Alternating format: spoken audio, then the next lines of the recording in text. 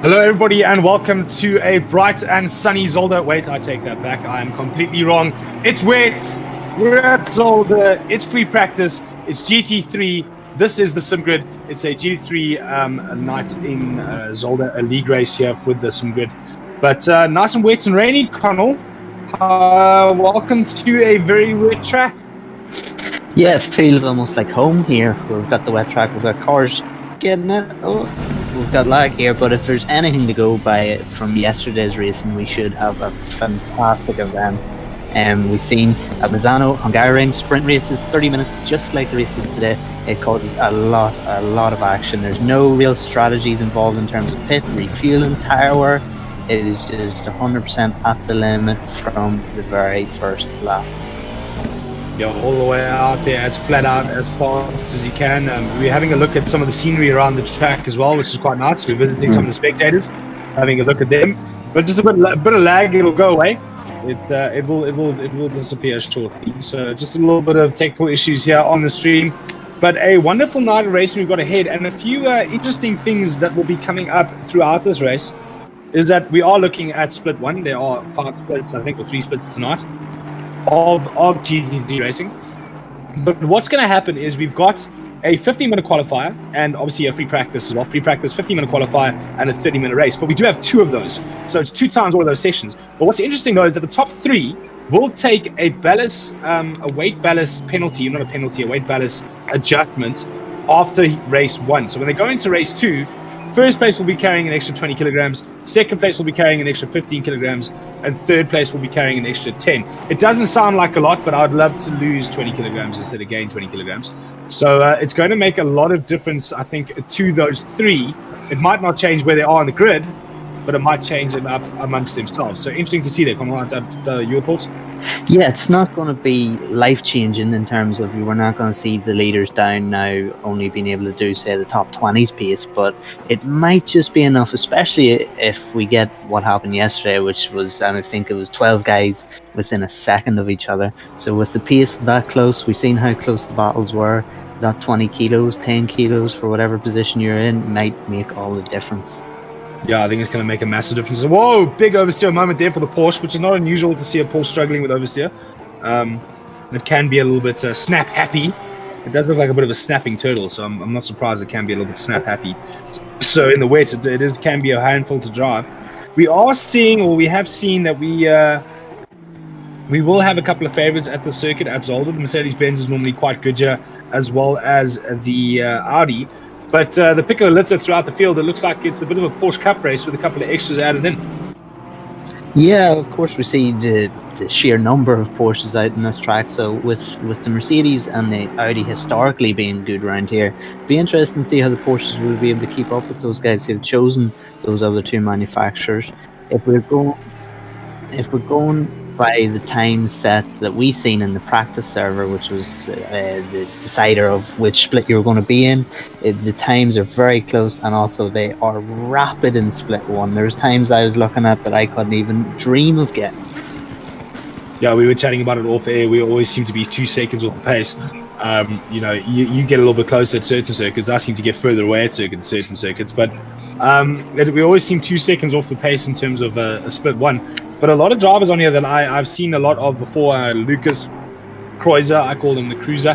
He did dominate the Lamborghini Super Trofeo Mini Cup we had recently.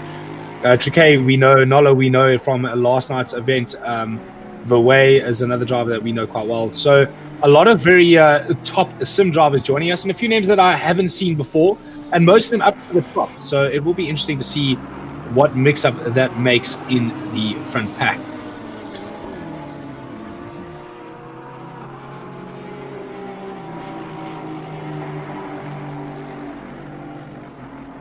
So we just got a little bit of information there. Joe McAuley from Tech One Racing, a former or current, esports racer, the only Lexus, but we know the Lexus is super strong in the wet. So it'll be interesting to see if we do have a wet qualifying.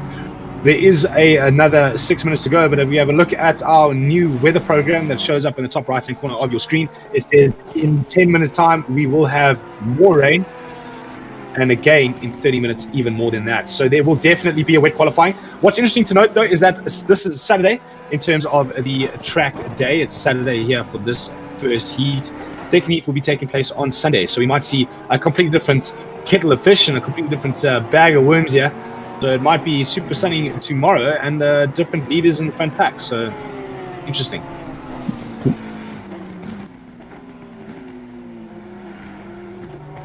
Yeah, and as always, our trackside reporter Michael Hamlet always keeping us up to date. The Sunday race is actually at 8 in the evening, local time. So very, very interesting to see how that dynamic will change. Even if it was a dry track today, which it doesn't look like it's going to be, going from an afternoon race to an evening race in terms of grip levels and feeling of the car could be drastically different. So for these guys to get dialed in with their 15 minutes of qualifying, their 30-minute sprint race, which looks as though it might be a washout, it'll be interesting to see how they will cope with very limited amount of time around here to get a dry setup in the free practice of the second session. Well, we know these circuits do dry very quickly, and what could be interesting here is that we actually have, let's say, 10 minutes of wet running in heat 1 or race 1, and halfway through that it starts to dry up. So there's no need to pit in this series. It is a 30-minute race. You don't need tires, you don't need fuel. But should it dry up during those 30 minutes, it'll be interesting to see that everybody now has to dive into the pits to change tires or change setup. So that could add a whole nother dynamic. So it'll be interesting to see going forward. It'll be the balance between, do I stay out and suffer on these wet tires as they overheat and melt off my rims, or do I take that time penalty within the pits? Because when you're stopped and other people are out on track, it feels like you're there for hours. Well, we're having a look further down at the field. This is Busnik. We know Busnik from the Porsche Super Cup. He's also normally a front runner in the GT3. We saw him in the front in the GT3 launch body, or further up the field, I should say. Down in 23rd now in the wet, 2.5 seconds off the pace. But another driver down there that we don't normally see down at the bottom, and thanks so much for our producer going straight there, I was about to talk about him, is Doricott. Doricott we don't normally see that far down the field, so the wet is making a big difference to all these drivers with only 4 minutes left of free practice. Be interesting to see the difference in handling here in the wet, as we see the McLaren, one of the lone McLarens out today. I see only 2 currently on the timing screen. Sebastian Handler for Griphax Engineering, the Austrian here in the McLaren. The McLaren not noted for its braking performance, but will the wet even this out?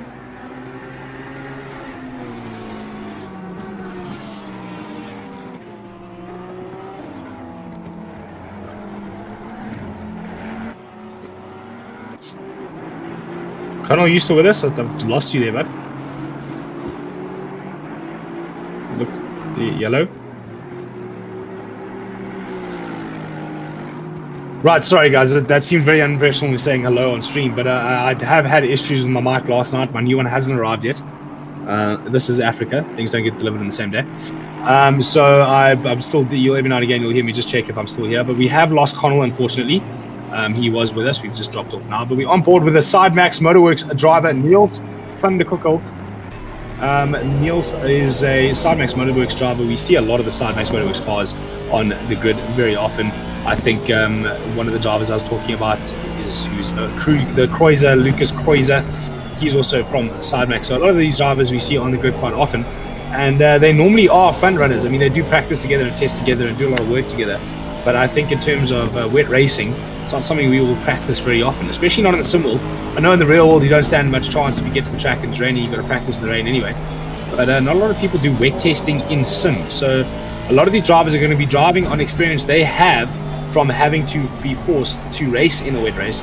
And a lot of these drivers will be their first time in the wet. So it's going to be interesting to see what that does to our grid. I'm actually having a look at our lone Ferrari there, Prendergast in the Ferrari, only 0.1 at the pace. What blows my mind is how close these times are and wet. That's unbelievable. I would not have guessed that nationality from that surname, I must be honest. But Kieran from Comrade Gaming, I mean even the team name, Comrade Gaming, he is from the UK there in the Ferrari, making David Perel proud, driving a Ferrari there in the GT3. One of the only Ferraris in the class, in 4th position at the moment. So Kieran doing a great job in the wet. Just dropping it into pit lane, I think this is. Yeah, dropping it into pit lane now and going to go make some setup changes. 1 minute, 1.5 minutes left of free practice. We will then go into a 30-minute qualifying. Sorry, I'm wrong. Let me look at my notes. A 15-minute qualifying and then a 30-minute race. Yeah, I'm back now, Cal. Sorry, bit of technical difficulty. Look at that already. The top 10 are covered by 0.3 of a second, so it's only taken these guys, less than 15 minutes to be within 0.3 of a second of each other. That's crazy. But are we not? I mean, we might not be looking at the same stream because on my screen it's raining. Is it raining on your screen? Oh, it's wet. It is wet. So how are they that close together in the rain? That's unbelievable. I think what we need to learn, I gathered this from last night, is that there's no point trying to figure out how these guys do it. We just have to hope for the best. If we're ever out in track with these guys, we'll just hope for mistakes. No, I think if we're ever out on the track with these guys, we're just going to be watching our rearview mirrors before we get lapped. Yeah, the blue flag will definitely be out. It's a second to 16th place. It's a second to 16th place. So a second is separating the top 16. So we've literally got a split of aliens. That's what we have right now. The best of the best are out on circuit right now. That is definite in terms of the top. Whoa, big dive to the inside. There's going to be contact. So we were talking about how good the Lexus is in the wet. Clearly it doesn't. Whoa! It's a mess. I just said they're the best of the best, and then they go and do that.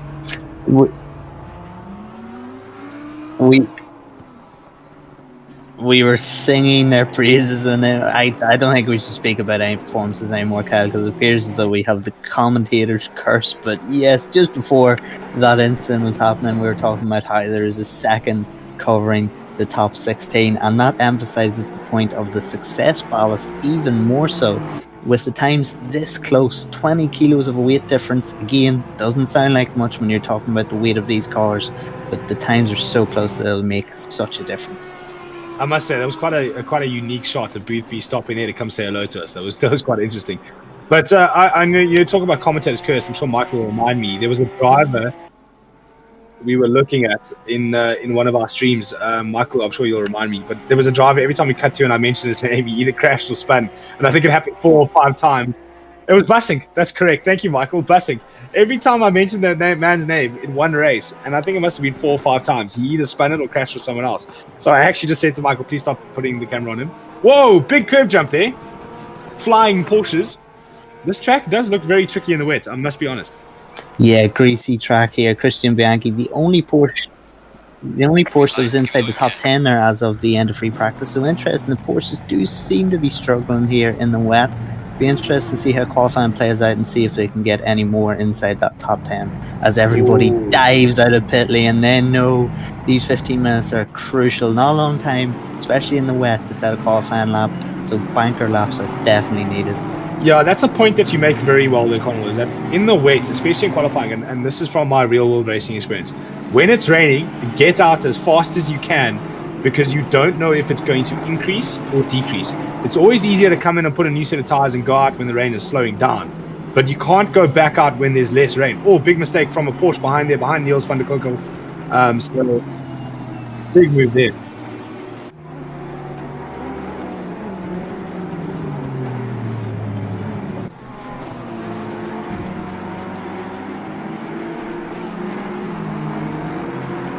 I don't know if Michael was live on the stream there when he gave us that information. But Michael giving us some more information. So guys, you will hear us go quiet every now and again. It's because we're actually listening to Michael feeding us information from the game. And if you look in your top right corner, the 10 minutes time, the rain will decrease. It does say a little bit, the rain with a minus sign next to it. So the rain will decrease. So we'll see the lap times come down. But as I was saying, you can always stay out on track. You can't go out with less rain. So very important in qualifying to get out there early and get a good clean lap. But the guys are definitely bunching up at the moment before we get to the start of their first flyers. Track temperature 25 degrees also, so if the track does seem to dry out as everyone they're warming up their tires before their flying run, as we see Francesco Dondi crossing the line in the Porsche to start his flying lap. He will be the first one to set the benchmark for everybody else, as he is the first guy out on track on a flying lap. But yes, track temperature 25 degrees, so if it does happen to dry out, we can see these wets deteriorate quite fast. Yeah, so it will start, we can see from above in 10 minutes time, it will start drying out. So we might even get away with a dry start to the race. If not, it probably will stop raining during that half an hour. So I think we're in for an interesting race day in terms of this Saturday race. You'll hear us say weird things like this Saturday race is because this game is set, or the time is set in the game as well as the day. So it is a Saturday where we are right now in the virtual world, and the race will take place the second race will take place on a Sunday. Please, if you are watching a online stream for the first time, do understand that it is a different day.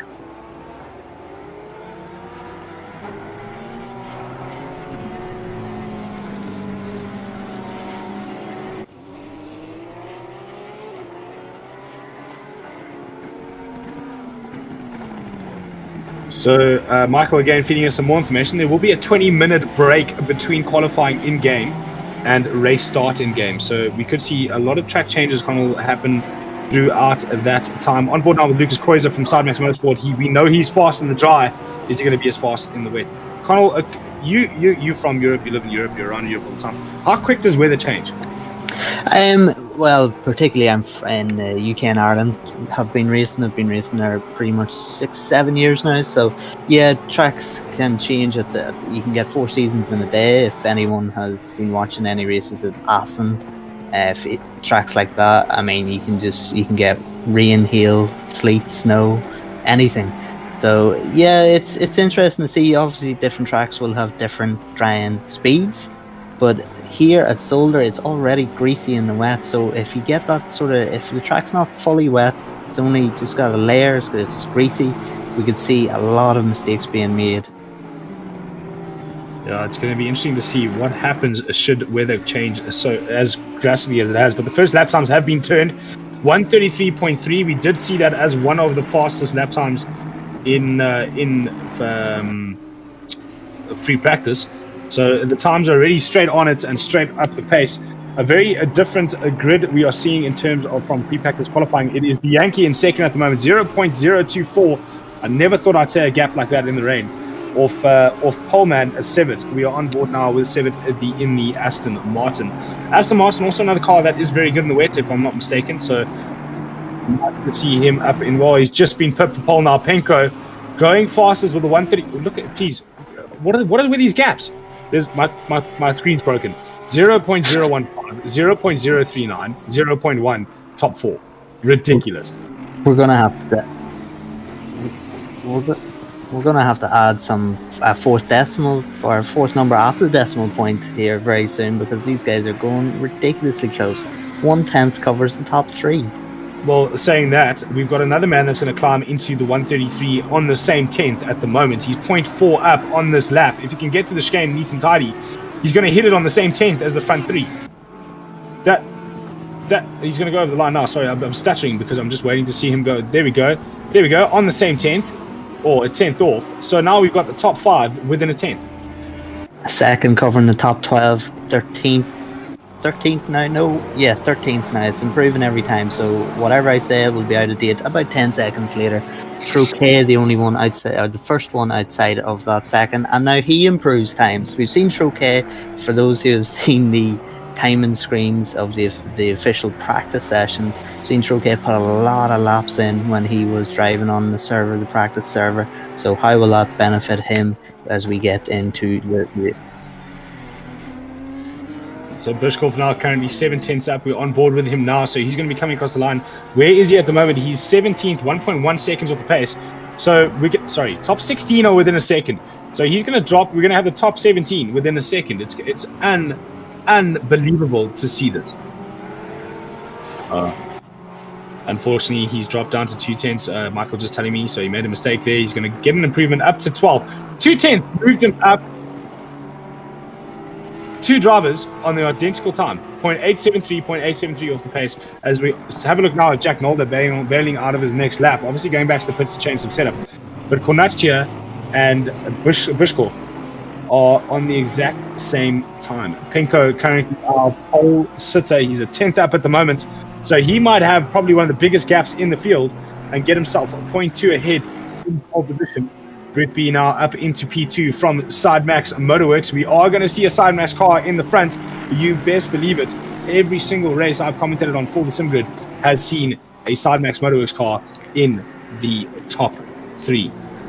These guys always fighting for the podium. He is only separated by 0.009 of a second from Seavert.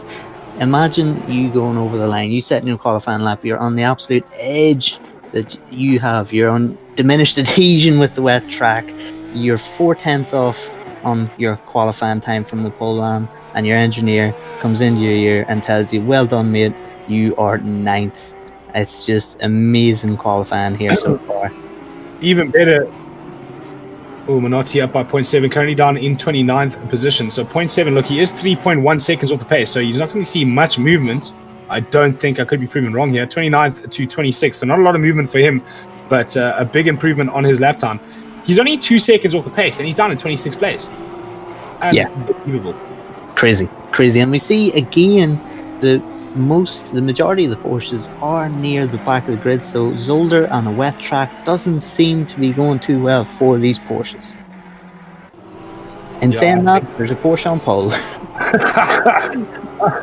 I was just about to mention there is a Porsche on pole, but I think the wet is very much down to experience. It's definitely something that is experience based to go fast in the wet, especially in terms of setup, because there is no real downloadable or purchasable setup in the wet. So getting your setup correct for wet racing is also quite an art, as well as the driving style needed to do it.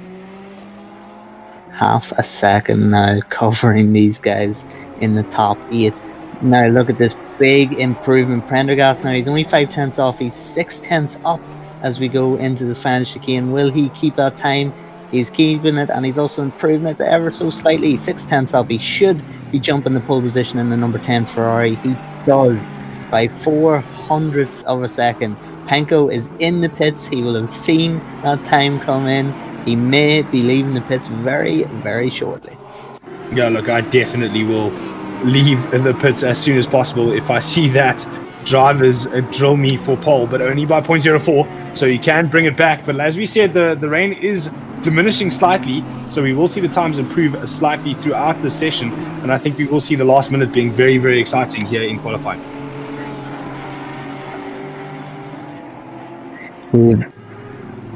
Just getting word from Michael that the track grip or track wetness has gone down 10%. It is now at 20%, so the fast times will be coming in now as we're on board with Niels van der Kokelt, the number 47 Dutchman.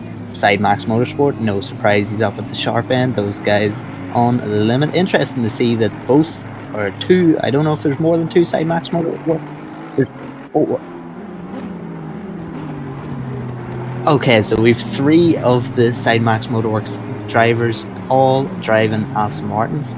The lone Porsche guy for the Sidemax Motorsport team, Lucas Cruiser, in 11th position. Unbelievable to see how close these guys are at the moment. The Lexus, we were told, is very good in the wet. It does look very good at the moment, but he is all the way down in 6th place. When I say all the way down in 6th place, he is only 0.4 off the pace.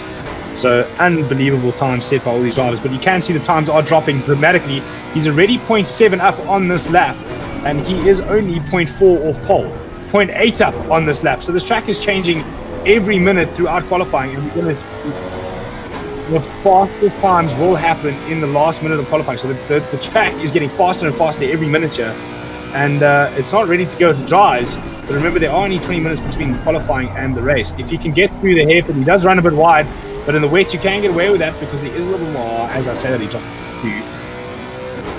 So, but it still puts him close enough to put it on pole. But those following behind him are going to be just as quick as well, and just as high up in terms of their splits because of the way the track is changing.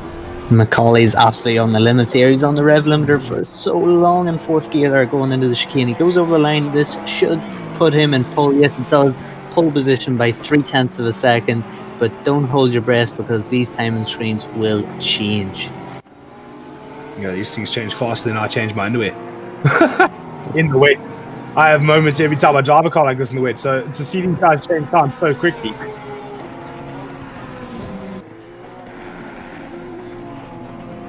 Three minutes to go. We're getting told green deltas absolutely everywhere. These timing screens will be, it could be flipped in total reverse by the end of the session. We do not know. Completely random conditions just throws up so many mixed grids as we are on board with the Audi Is he the lone Audi? No, he is not. There's 2 Audis out on track at the minute. 9th place Ferrari. So we are on board with the number 25 of Prost. 1/10 off Macaulay now. He has improved that time. He is scrapping this lap. I believe he looked like he was pulling over to the side of the track. He has scrapped this lap, so he's only going to get one more lap to try and get that top spot. Yeah, but look at the way the track is changing. One more lap right at the end isn't a bad thing. You want to be the last one to cross the line in this qualifying session. He's going to pull right over and go to the pits. I don't know if he's going to have time to get back on circuit and do another lap. It is quite a short lap, so it's 2 minutes to go. He should be able to get back out and get another lap in. But Owen Winlock down in 11th place now, only 0.9 of a second off the pace. It'll be interesting to see what his delta is at the moment. We're obviously on board with him for a reason.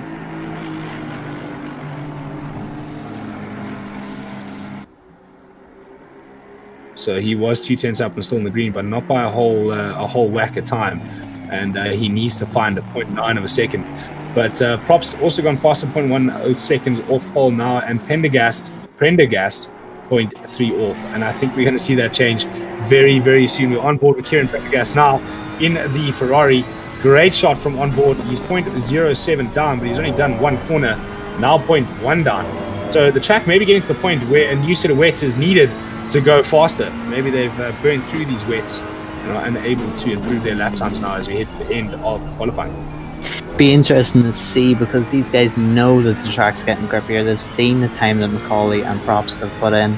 So how are they going to change their driving style? That would be a mistake, a more aggressive mistake. Don't forget, it is still a wet track. You still have to treat it with caution. So we may see mistakes from these guys trying to push the limits as they think the track is grippier than what it is. Yeah, it's a difficult thing to get right, to try and read a circuit, especially in the rain. It's difficult enough in the real world where you can see a lot more of the actual track in terms of the condition of the track. And then you've got to now do it in the sim world. On board with Chris Severett, he was one of our pole sitters at one stage from the USA. He's currently 3/10 up and only 4/10 up and only 0.6 off the pole man. So this could see him move up quite a distance in this qualifying session. Oh, driver blocking his lap into the chicane. This is going to ruin a lap. I don't know. I can't see his sector time, so I don't know if that actually did harm his lap at all. But that Porsche pulling right out in front of Severett right before he crosses the line. A little bit of naughty driving there, a little bit of naughty driving. Severett does not improve, and in fact goes down one place because Boothby behind him managed to get in a faster lap time. That Porsche didn't be hampered. We've got Christian Bianchi in the Porsche up to 3rd now. He's overtaken Penko, who was the early pole man, and he is now the leading Porsche. But checkered flag is out now. Everyone who has crossed the line within the time will be on their last laps, as I believe Bianchi, yes, he has crossed the line with still time to spare. This is it. Everyone has to do this, make it count, not exceed track limits, be quicker than the stunning 32.6 to Macaulay. It's easier said than done. We've got Fairway now, P12. He's going to shoot up the order. Yes, he is, P4. 5/10 quicker than his previous lap, a 1:33.033. All the threes. And with a Dutchman, you'd think it would be Max Verstappen. Unbelievable, going that much quicker in the wet and jumping up that far. So back to John McCauley, who's currently the leader. We're on board now with Kieran Prendergast. Kieran Prendergast in the Ferrari, about to cross the line. Is he up on his previous best? He's down in 5th place. He was one of our pole sitters at one stage. Interesting to see as he crosses the start-finish line now, where he goes to. Stayed exactly where he was. Anticlimax. One of the only guy in the top 18 who was still out in a lap near the very end. But interesting to see. Look at those times. 1.5 seconds off. Yeah, you're 17th. Boothby down in 8th with the fastest middle sector. So interesting to see a mix throughout this field of who's fast and who's not. So whether the race is going to be dry is going to make a huge difference, considering that everybody here qualified in the wet. The Lexus, we were told, is very quick in the wet, and he is on pole for the race. It's been a 20-minute break. We're in a bit of drizzle. In 10 minutes' time, the rain is going to stop, and right at the end of the race, we're going to have overcast conditions. So this is going to be very, very interesting to see what changes.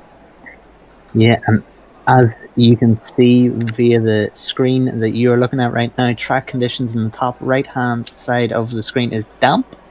So it'll be interesting to see, will anyone gamble on the slick tires with the track is expected to dry out in between 10 minutes and 30 minutes. So it's not exactly the information that the drivers want. I think they want the time in between those 10 and 30 minutes to figure out what the track is going to do. But damp track now, it'll be interesting to see what they pick. Yeah, I reckon by 12 minutes. Track winners is 10% at the moment. So a gamble on slicks might be something you want to do, especially with cars that are running ABS, and the traction control cars are very good ABS and traction control. So a gamble on slicks might be a good idea, but I think that's very much a gamble at the moment.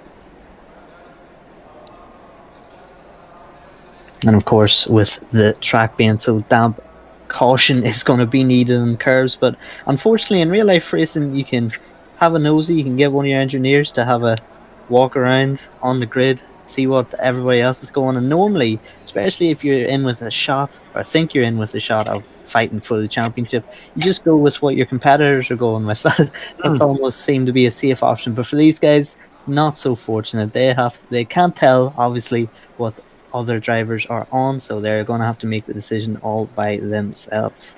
And go with their gut. It's definitely a go with the gut. I don't think we'll see anybody in the front 10 putting on slicks. It'll be interesting to see if we could actually, we could see what tires they were running. But unfortunately, we don't get that graphic here in ACC. Do we? Dry. The Lexus has gone for dry. P2 is on wet. This is unbelievable. Dry for P3, wet for P4. The way did quick drive. The way is gone from fourth place. Prendergast is on dry. A lot of people on dry. Yeah, it seems as though the left side of the grid dry, right side of the grid wet. That's what it looked like there. This is an absolute 50-50 gamble. You'll be able to tell. Oh, Macaulay's off. Macaulay's off. The dries are a gamble. The dries are definitely a gamble. Yeah, wow. We could still see people diving into the pits here at the end of the sighting lap. Macaulay, it'll be interesting to see what he's doing. He is, of course, your pole man, but that was a big incident coming out of T1. So we've got half the grid on dries, basically, and half the grid on wets. It's gonna be interesting to see what happens into turn 1. Because the guys on the dries are going to be braking a lot earlier than the guys on the wets. We're going to have a serious traffic jam into turn 1, especially with most of the front boys on dries. Props the Audi on the wet tires. He will be looking to take the lead. He'll be looking to go around outside of Macaulay, as Macaulay is, well, we hope, is cautious into T1 on those dry tires. But Macaulay thinking about the long game, you would see the track wetness is at 10%, so he is hoping to see those clouds disperse a little bit and see that rain stop.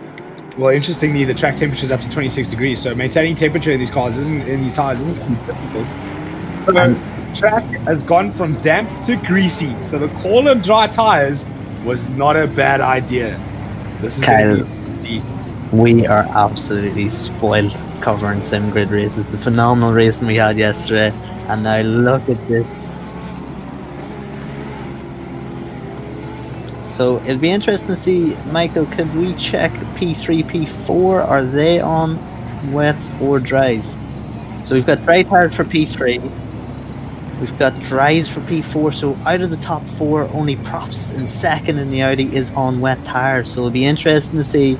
Macaulay will be cautious after that incident. Spinning up here out of the hairpin. But out of the top 4, 3 guys are on dry tires. There's only 3 guys. We're getting information now from Michael. 3 guys out of the top 10 are on wet tires. So it seems like out of the fast guys, the dry tire is the option to go for. Here we go. We're about to get to the line now for the start. They all bunch it up. 3 of these guys are on wet from the top 10. The rest are on dry.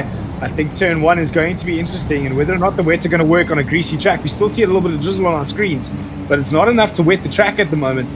So I think the guys on the wets have thrown it away. The lights are about to go out. They have gone out. We are ready to race. The Audi getting a great run off the line, deep to the inside. But how deep did those dry tires go into the brakes into turn 1? Very interesting start. We see Penko. We've got Penko with a drive-through in 5th position. There's a car off in the background. I don't know quite who that is, but there's been an incident. Oh, that looks like one of the front drivers. So one of the front runners has gone off. Who are we missing? We see the front two. Definitely Macaulay and Props are through. They weren't caught up in that incident. Be interesting to see who that was. But a guy from the front lost a lot of time as we go into the first chicane. So Pinko hits off into a turn 2. Oh, and there is an absolute... Oh, Lucas Kreuzer gets tagged and turned around and tagged again. The third tag actually straightened him. So Van der Kolk... Sorry. So not Van der Kolk, he's still in there. But Lucas Kreuzer tagged the first time, spun around. Tagged the same time, spun the other way. And then the third contact hitting him in the straight line. So you got lucky to get away with that. But interesting to see, the Audi is starting to stretch its legs on the second place driver. But now remember, the Audi needs to get a pit stop in hand because this track is... We can see the dry line forming now. So dry line is starting to form on the circuit. So, he doesn't have much time to get that gap he needs for a pit stop on the wets. Yeah, there's always going to be carnage into that chicane given the difference in tyres. But Props, he's doing what he needs to do. He needs to build that lead. He needs to be firing those wets, and he needs to torture the wets if he wants a chance at winning, because he knows he's going to suffer near the end of the race if the track does dry out. He is going to have to open a gap, and a big gap. Someone that's looking racy at the moment is Winlock. What tyres is he on? I think he's also on the wet tyres as well. So interestingly, Winlock on the dry, but he's looking very racy at the moment, trying to get past. We're back on board with the Pinko, the Porsche we saw facing the wrong direction through the sweep. He's all the way down to 27th on the grid, and Lucas Kreuzer down to 20th. So he's been having an absolute mare of a start and just keeps losing places throughout this lap. Be interesting to see the damage the Kreuzer may have. Will he be able to even get through the field? We know he has the pace with an undamaged car, and all things being considered. But on board now with Boosby, he is the Sidemax Motorworks leading driver. We've got Props now, still only a second ahead of Macaulay. Macaulay's actually brought down by a tenth or two, so he will not be liking that, the leader. He needs to open up that gap further. On board now, Christian Bianchi, the leading Porsche. He was leading Porsche in qualifying. He's leading Porsche in the race in P4. Yeah, it'll be interesting to see what happens now with those wets. That gap is now up to 1.6 seconds. So through the tighter stuff of the lap, the wets are working out, but the wets are also slower in the straight line as well. So when we get to the faster part of this circuit, he's going to struggle. Oh, down the inside goes the Porsche on Tim Triquet. It's a bit of a lunge. Doricott down the inside, unable to make it stick. Triquet is going to go around the outside, but now they're three abreast. Boys, this is not GD4. This is not touring car. This is GD3. Let's calm down here. Triquet is absolutely drilled by the Porsche from behind. Oh, contact! That Porsche has been turned around. And the McLaren, so we got... So it looks like Stanchio dropped right down the pack, and the McLaren of Handler always seems to be in the walls, unfortunately. He's also dropped way down the field. On board now with Severett, he is all over the back of the Sidemax Motorsports car, the car 90 there of Winlock, but they are also putting massive pressure on Boothby. 4 after Macaulay's dropping down the order. We don't know what has happened to Macaulay. He has dropped down the order, so an incident must have been happening. That is such a shame for the second place man, who was only a second off the lead. There he is now, the Lexus, the lone Lexus here.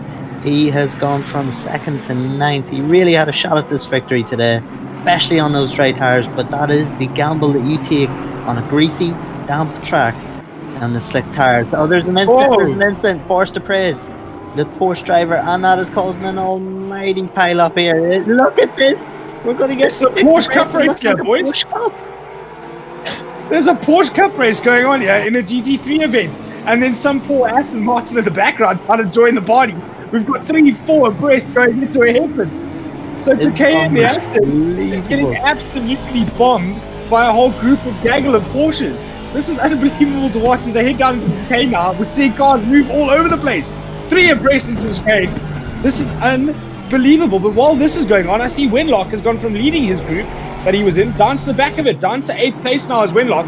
He was leading that group. He's now at the back of it. So racing all the way through the field. There's 2 abreast going in. The Porsche trying to go deeper on the outside. Locks a brake. Oh, contact between Winlock and who was in that Porsche. It's facing the wrong direction. I can see the rear wing. So Tinker van der Velde dropped all the way down the field. So Wenlock probably looking at a penalty for that, running into the back of Zolder, and unfortunately dropping him well down the field. But as we have a look now at Macaulay, he's up a place. He's into 8th. I think he was in 9th. He's behind the car of Jack Knoller. He makes a huge mistake on the exit there. Going around the long way will be the Lexus. The next corner is the right-hander of the chicane. It looks like moved down in my mind. Nope, he bails out. Oh, another car facing the wrong direction. Or was that just... No, that was my eyes. I'm just so used to seeing cars facing the wrong direction. I'm starting to see them without seeing them. Back to the Porsche Cup race. Back to the Porsche Cup featuring Tim Troquet. I don't know. I think Troquet is going to be asking, did he register for the wrong race? Because he's just being sandwiched by, what's that? About 10 or 11 Porsches in front of him and behind him. 12th to 23rd, there is one Aston and 11 Porsche. This is unbelievable. Poor Tim. I'm sure he's convinced now that he signed up for the wrong race. He must be. He's like, am I in a Porsche Cup race? I don't know what. On board with it. I'm not saying his name because I'm leaving this to you, Connall, because every time I say his name, he spins. That is Elko Bussink. I hope, Elko, please do not make a mistake while I am talking about you. He's only half a second off. Well, he's just been passed by Handler in the McLaren. He's got the Lambo. He's got the Lambo just ahead, Cartron. The lone Lamborghini in this race, don't forget. Oh, and he spun. I almost cursed him. Back with Tim. Tim absolutely being hounded. He thinks there's going to be a vendetta against him or something here. This poor man is surrounded by absolute... Just have a look at your left-hand side. From Kreuzer all the way down to 22nd is just Porsches, and the lone invitational Aston Martin in 16th, basically smack bang in the middle of all these Porsches. It's unbelievable. And the racing hasn't stopped. They still... One goes, oh, he's on the grass with the brakes. How he missed the back of Tim Cocaine there, I have no idea. That was some talent. Whoa, driver, I saw a car off onto the inside. Sorry, that was lag.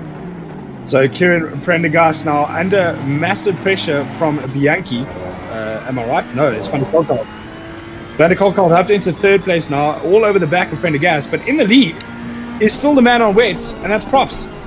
So very interesting though. The leader was 4 seconds up as of a lap ago, and now it is down to 2.5. So are those tires? It's 1.3. It's 1.3. Those tires are overheated. Those tires are done. Prendergast is 2 seconds a lap quicker than Probst. He's doing a 132 flat compared to Probst 34. So Prendergast will be on him. So Christopher currently the fastest on the circuit in 5th place, and Probst is losing time very, very rapidly. When we were on the wing of one of those cars, we could see that there was very little rain, and we could see that Audi skating all over the circuit. He's going to be... He has to go into the pits on this lap. There is no point in him staying out another lap. He's lost all that time. He was quickest 1 lap before, and now he's almost 2 seconds. The gap's down to 0.8. If we have a look at the background, you'll see that Ferrari starting to beam onto the back of that Audi. That Audi just unable to get on the power. You can see him slipping and sliding all over the place.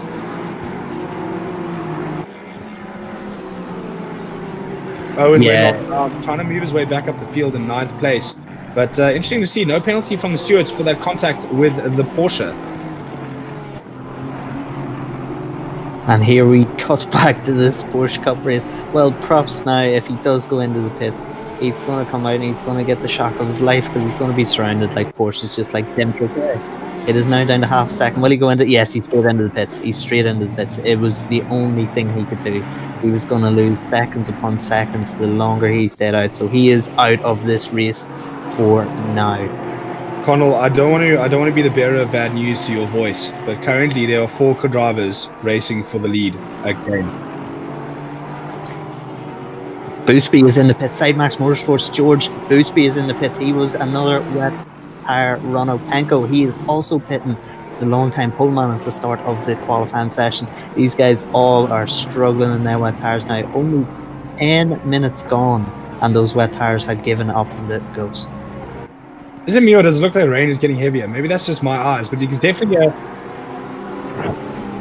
Okay, so the rain is definitely stopping, but you can really see the dry line forming now. But as we have a look at the lead group again, Connall, it's 4 cars battling it out for the lead with 19 minutes still left to go in this race.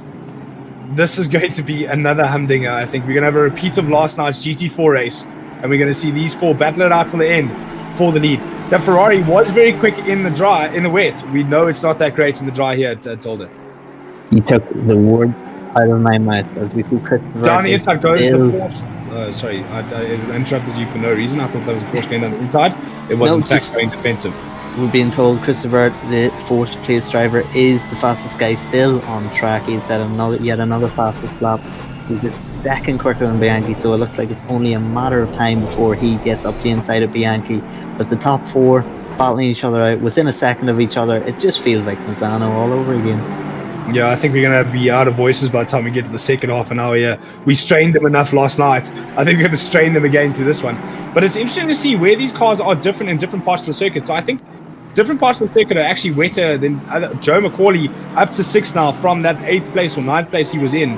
It'll be interesting to see if he can get his way onto the back onto the front group. But he's definitely got a mindset. Oh, bit of a late lunge there on Rotundo. That was almost ending in tears. But back to another nice. Oh, contact again.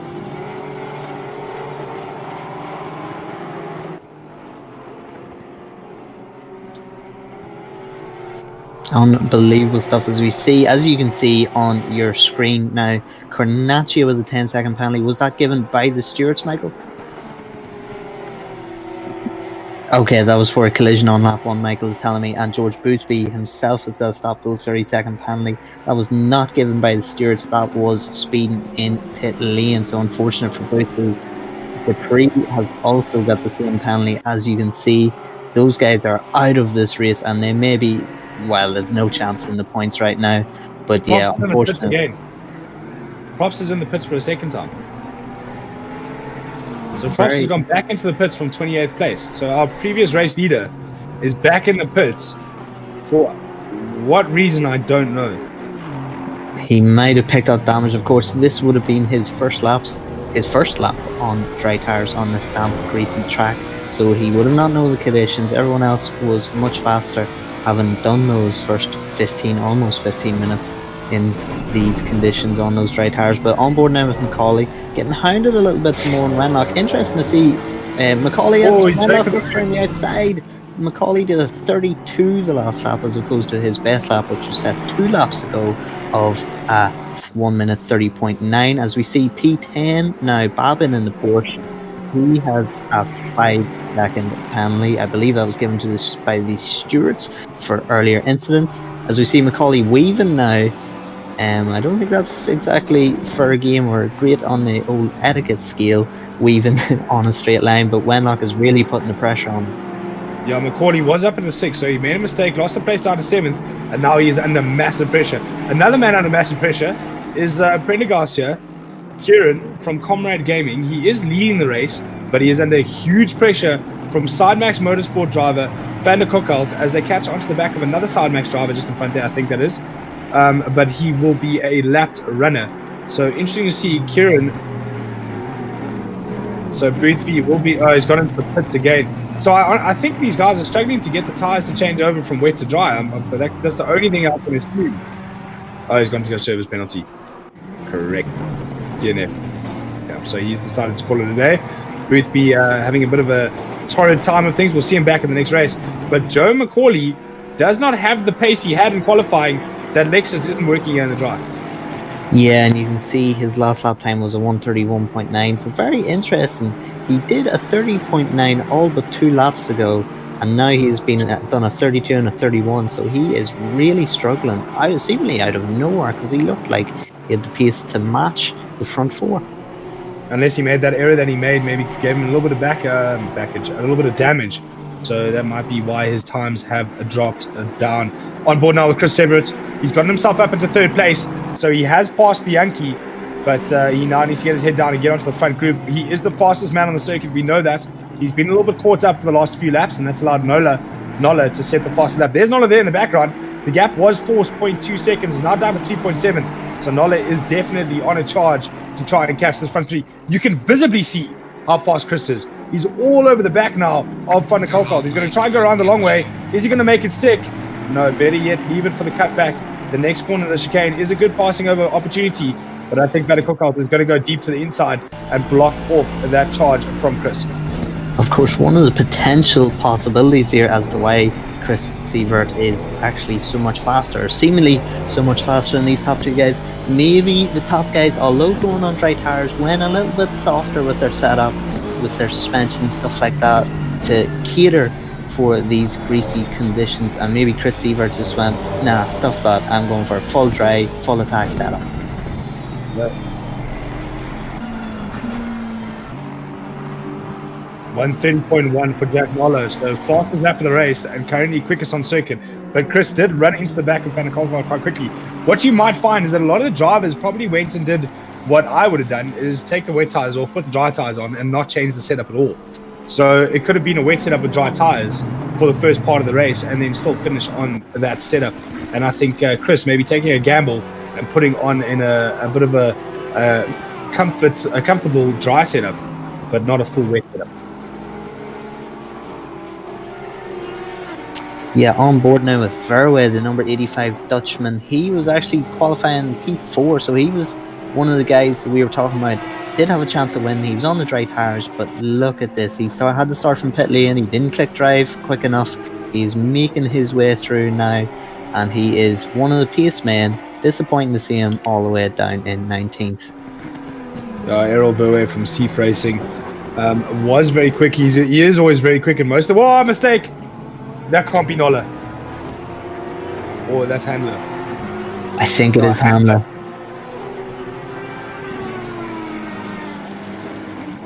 I think it was Handler. Yes, he is down around where Verwey was. Verwey has just actually passed Handler. So, yes, it was Sebastian Handler in the McLaren. Yeah, and it looks like Handler's actually split. Okay, we're back to the front group now. It's still Van der Kolk in second place, holding off the advances from Chris Sievert. With only 12 minutes left to go, will Chris, do you think, in my opinion, making a lunge now and having a go at the lead so early on, or are you going to hang around and wait for the last closing minutes of this race? It depends what Sievert has. He caught up to the guys seemingly very, very quickly, at ease. He doesn't seem like, again, I don't want to curse him, but he doesn't seem like he's stressing anything too much. So if I was him as he makes He's going to make the move now.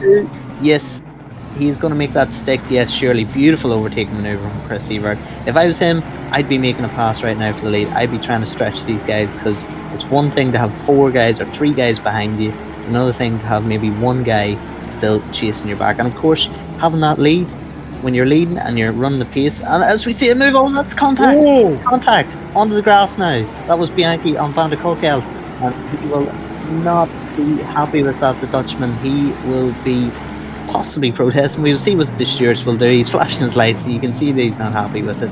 But back to Sievert, he is only 2 tenths off the leader. If I was him, and again I'm not as quick as him, so he might be approaching things differently, but I would be trying to take this lead and stretching it. Interesting to note, track is now green.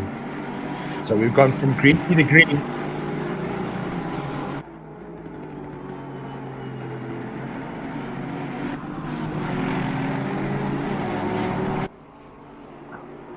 So you see a lot of penalties throughout the field. Rotondo with a 15-second penalty. That might be a combination of 2 penalties.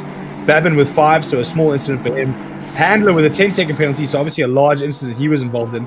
But that dive from Bianchi was some sort of lunge to get past that of Van der Kolk. But it looks like he also has the pace to run with Chris as well. As we have a look at Chris looking for the same move on the Friday that he did on Van der Kolk. But if you have a look in the background, there's a whoa! On the ground. No space there. No space there for the Aston Martin of Chris to get past. But in the background, we see a very menacing McLaren all over the back of Van der Kolk. So Van der Kolk doesn't have the pace to run with the front boys. He looked like he was just holding it up.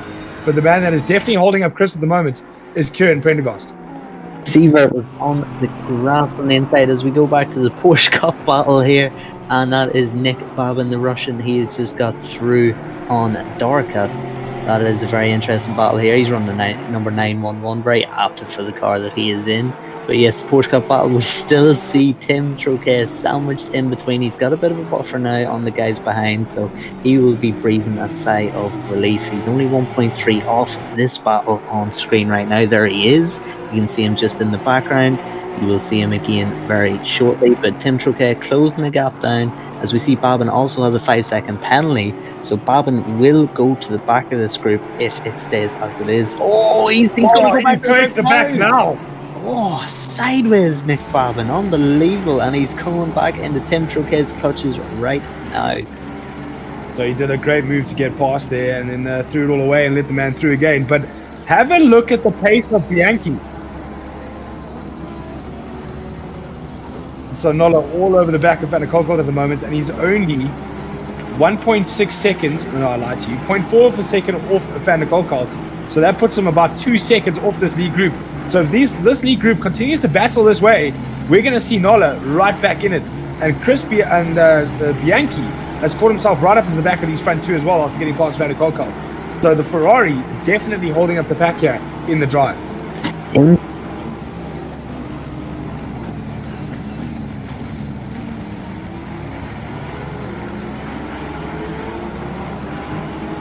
Information from trackside again, thank you Michael. Macaulay, Beavis are the guys to watch out for. 5-second gap, there's only 8 minutes to go, but you know yourself how much time is lost in battles, especially around here where every pass seems to be a bit of a lunge, a bit opportunistic. But interesting to see Bianchi looked like he was off these front two. It looked like it was just going to be a battle of two for lead. As Noller got that done into T1, he looked like he got the drive out of there. But we're on board with Seavert right now. We'll see now as they go through. No, Noller did not get it done. Back to the front. It looked as though Bianchi was out of this. He's close back. It'll be interesting to see, was that because of his own pace, or was that because Prendergast is still holding up Seavert? Yeah, it looks like with 8 minutes to go, we definitely have a 3-way battle for the lead. But if this continues, you might have a 5 or 6-way battle as they go through the splits now. It's going to be interesting to see what the gap is to Beavis. It was 5.2. It's now 4.7. So half a second a lap. Whoa, around the outside on the grass goes to Aston Martin. Is he going to make the move, stick on the Ferrari? They're deep onto the brakes into the chicane. No. Thinks better of it. Wasn't close enough yet. But to be that brave to run around the outside on the grass, wow. That is some real big cojones there from Chris. Who was, you can tell by his body language, Seavert, that he's all over. He's desperate to go through. That was a big mistake. You weren't going to get round the outside there. There was no point trying to make a move there, forcing Prendergast. We've seen Prendergast as now Bianchi is side by side with Seavert.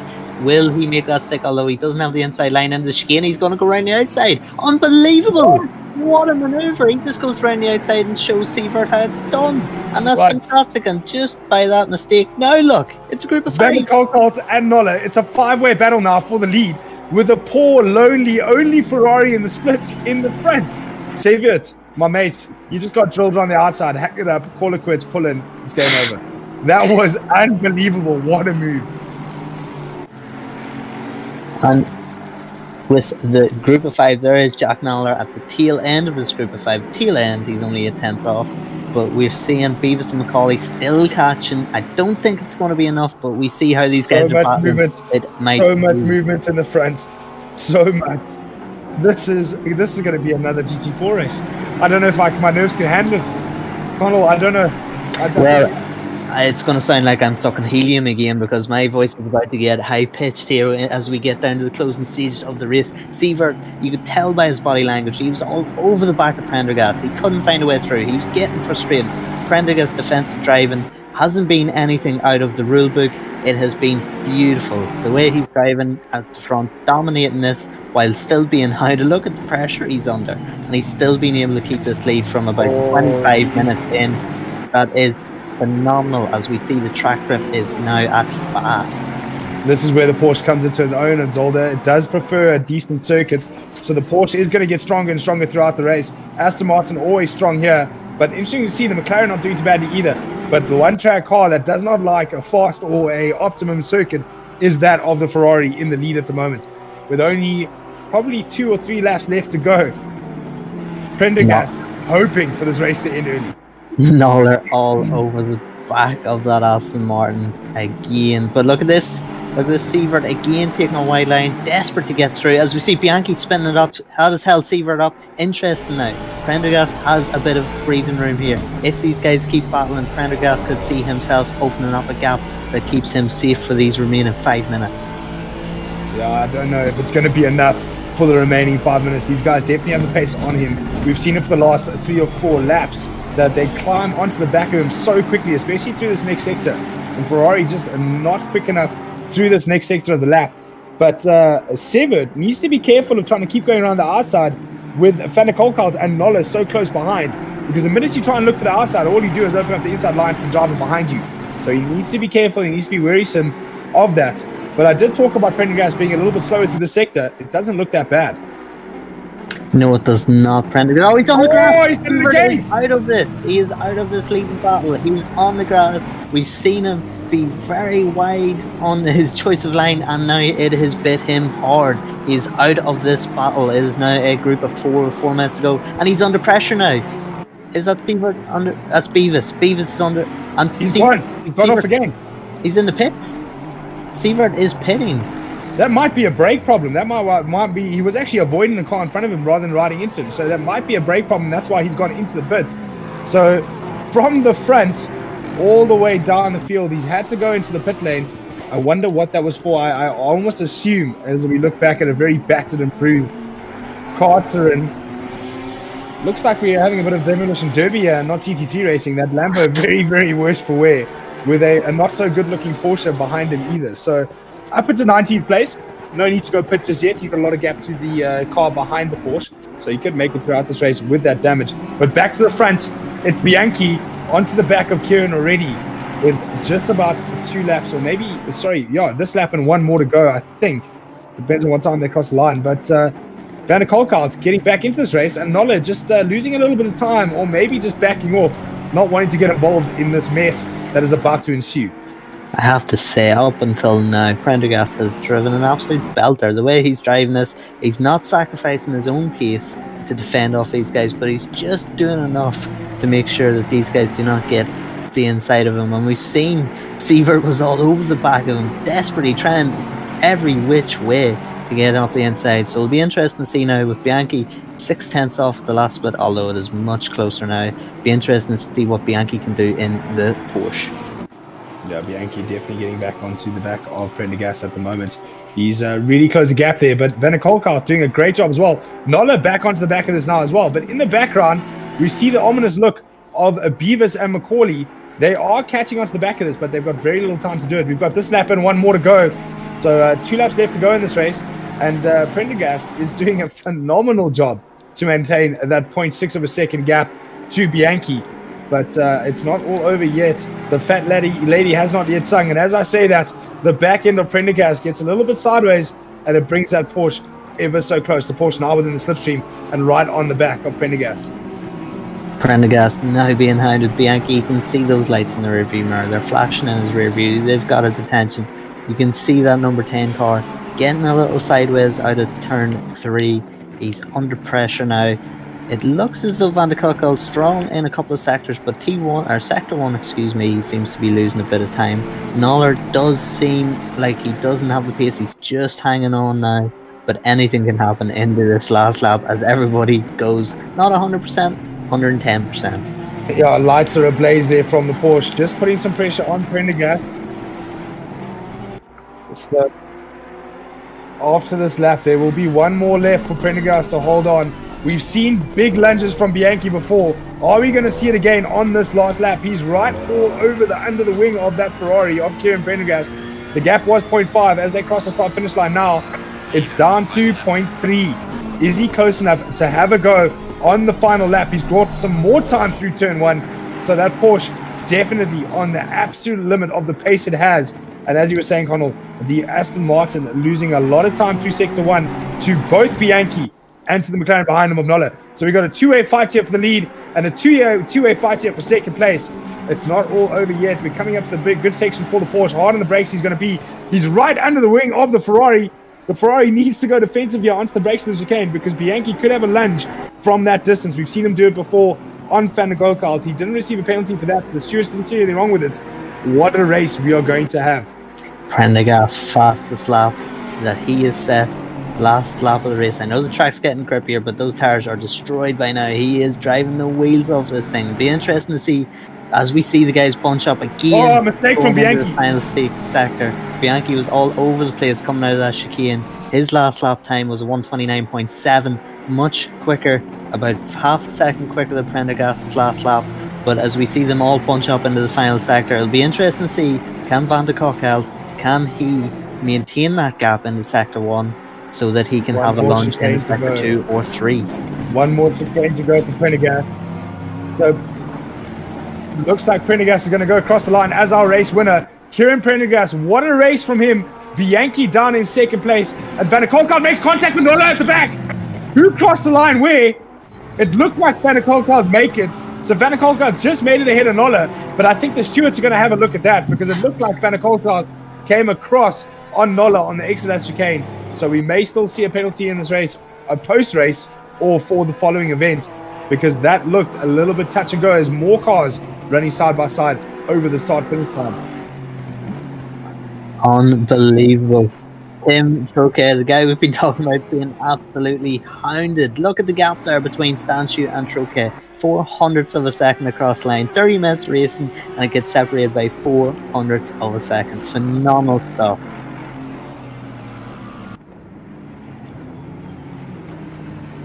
So Chris Savert with a bonus point for fastest lap of the race at a 129.8. Done. Oh, what a dice. They're still going at each other. Have they crossed the line yet?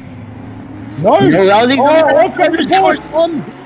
There's a car spun. And he's beached. I think it was Pascal Minotti that was spinning there. It was Pascal Minotti as they crossed. The other 3 guys crossed the line. Pascal, he's beached. I think he's got a puncture. His rear tires are spinning. He's trying to get out of the gravel, but it doesn't look like he's able to. We see Noller still stopped at the side of the road here as the rest of the guys cross the line. The remaining portion, the long-time leader is in the pits, so that is it. Apart from the lonesome Porsche, Pascal Minotti, he's in the pits now. So as everyone has crossed the line or is in the pits, phenomenal racing there again from the Sim Grid guys. I can't handle this. I can't commentate on a race like this every night. This is unbelievable. To see all of that mess and craziness and great racing and good moves and not so good moves and dives and cars that are in the front that shouldn't be in the front and people picking the wrong tires and wow. What an absolute race.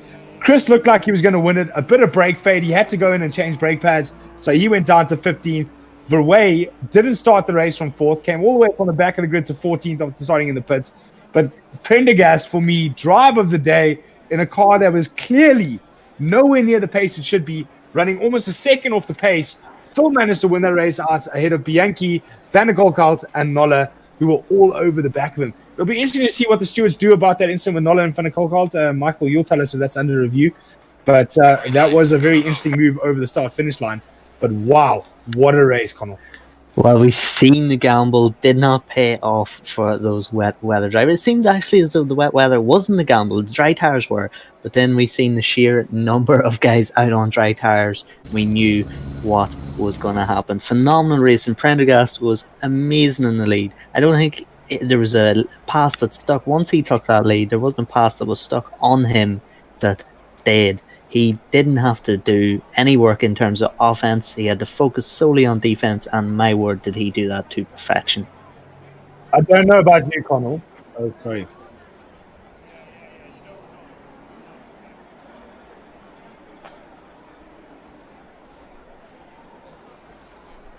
So I did mention...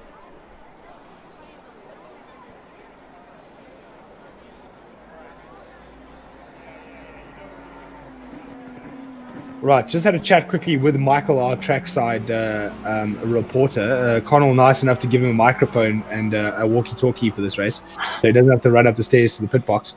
But I did mention a bit of argy-bargy touch and go over the start-finish line between Van der Kolkhout and Noller. Van der Kolkhout receiving a one-place penalty for that move he did on Noller, so that promotes Noller up to 3rd place, Van der Kolkhout down to 4th. And don't forget, guys, the top 3 take penalties for, not penalties, they take ballast adjustments for this event now that we're looking at, this Sunday event that is happening in the sunlight. First will take 20 kilograms, second will take 15, and third will take 10 kilograms to try and even everybody out.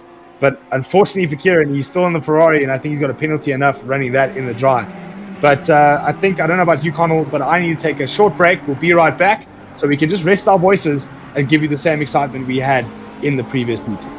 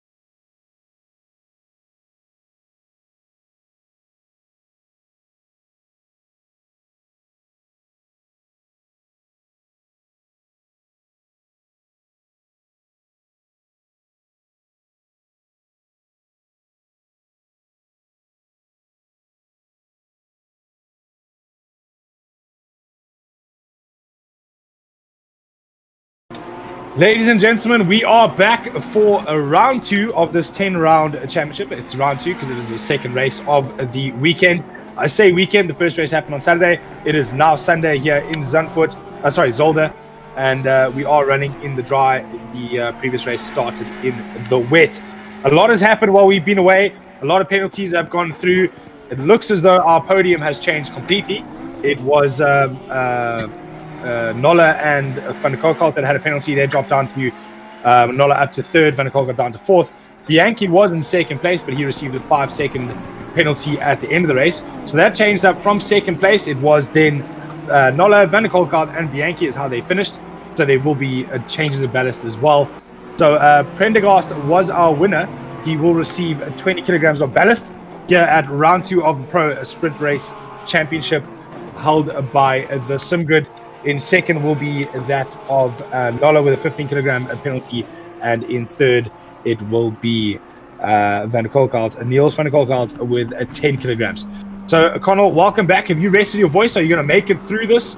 I hope so, but there's no guarantees. There is no guarantees after that race earlier. And just looking at the free practice times, you see Penko, Siver, Props, fast guys that you expected to be at the top. They are not, or they were not in the first race. So it'll be interesting because this is the big championship, is the Sprint Cup Championship. It'll be interesting to see how they will be able to fight their way through as the season progresses. Well, there was the question of how ballast will affect all these drivers, and we are not seeing any of those 3 up in the front 3 here in free practice. Our qualifying expert in this series is Lucas Kreuzer. We haven't seen much of him in the first race. He is now up to 3rd in the dry, so obviously a driver that does not prefer the wet racing. Lucas Kreuzer, we call him the Cruiser because he can do that. He can throw in a real fast lap. He's normally up in the front. He's now in 3rd. But the man we saw that had the pace in the dry was definitely Chris Servitt. He is currently a 2nd quickest behind that of Penko. Penko was very quick in the wet as well, but unfortunately he got tagged in the opening laps of round 1. So dropped him well down the order. So Penko now back up in the front. We're into 127s. We do expect 126s in qualifying. So it'll be interesting to see what happens in the grid, especially with the weight penalties applied. Yeah, it'd be interesting to find out from Siver post-race what actually happened with him. He had to go into the pits whilst battling for the lead. He avoided, luckily enough, Bianchi and Prendergast with a mistake running on. I don't think you're too far away, Kyle, with your suggestion that it was indeed brakes, but we will hopefully find out from him after this race. Yeah, the one thing you can change on this car is the pad you use. I think you can change the softness and the hardness of the pad. When racing in the wet, it is something we do in karting and in Formula Fords, is go to a softer pad during the wet because you just need that much more stopping power and feel in the pedal. But the pad then doesn't last as long. So it'll be interesting to see if that is what happened to Servitt. Michael will correct me if I'm wrong that you can change pads.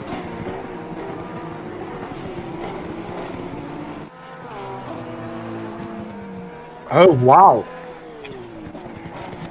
Wow. So we were assuming it was something, from setup-wise, but it was actually because he ran out of fuel. Sorry, you're saying me, oh, wow, it's because I'm hearing Michael. Michael telling me he's run out of fuel. So I had to go in and fill up, and unfortunately miscalculated the amount of fuel. I don't think we'll see him do that again. But it looks like the weight penalty is quite severe. If we have a look at Nielsen, where he is in free practice, he's down in 12th place. Yeah, interesting with Sievert's problem running out of fuel. I wonder, did he, because of course you get an estimation from the game of how many litres you're using per lap. I wonder, did he use the estimate from qualifying, which was obviously very, very wet, and did he use that to fill his car to a very, very fine operating window? And obviously when the dry tarmac kicked in, he was using a bit more fuel. And was that a cause of him running out of fuel? That's a very clever observation, that.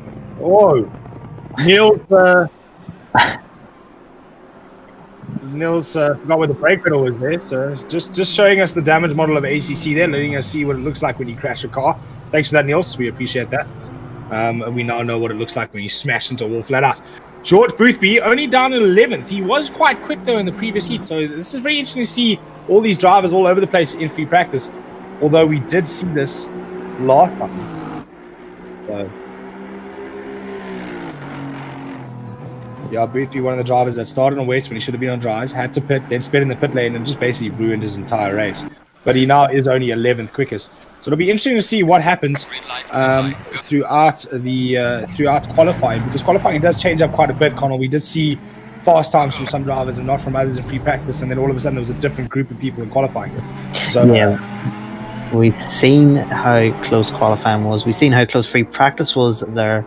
If you took 3rd to 23rd, were covered by 0.9 of a second, as we see Kieran Prendergast, the winner of race 1, out on track. Everyone knows now he is the guy to beat in this championship, so he is out trying to get himself some clear tarmac at the early stages of this qualifying session. Poor man, the only Ferrari in split 1, and also the only man carrying 20 kilograms of ballast. So I think he's got it all stacked up against him for this second round here at Zolder. So it'll be interesting to see what happens to him throughout this dry running of Zolder in that Ferrari. We know the Ferrari is very difficult to be fast in ACC, but it's not a true reflection of what it is in the real world. I mean, we have seen quite a few Ferraris up front, but unfortunately just not as quick in this game, and especially at the circuit in comparison to that of the Porsche and Aston Martin. Interesting to see. We've seen this yesterday in the GT4 race, but look at that track map. Look at the acres of space on that track map that people are not using. Everyone seems pretty bunched together. Of course, Kieran, he has got a bit of a gap from the car behind him. That's the number 99 car of one of your picks in qualifying, Lucas Cruiser. He is on a lap, about to start his first qualifying lap, but yeah, it doesn't seem like many guys are actually using the brand new feature that ACC has to offer of the track map. I think it's because all these drivers have been in quarantine so long, they just don't want to be away from people. They just want to be close to people. The quarantine has taken its toll on them. But it's a new sensation for them. New sensation for back to the thing. So beautiful little sunset there on the left-hand side as he goes through turn 2. We are in a sunny part of the day here. It's 18-degree track temperature though, so the track temperature lower than what it was during the wet race we had previously. But it looks like we're going to have sunshine all the way through. But the race time is a lot later, hence the lower track times. They will race at around 8 o'clock now game time. But I'm going to go here, and I might shoot myself in the foot, but I'm going to say that Kreuzer is going to put it on an early pole in this qualifying session. He's just a man for flat-out fast laps. I don't know how he does it, but he manages to pull out this crazy fast lap.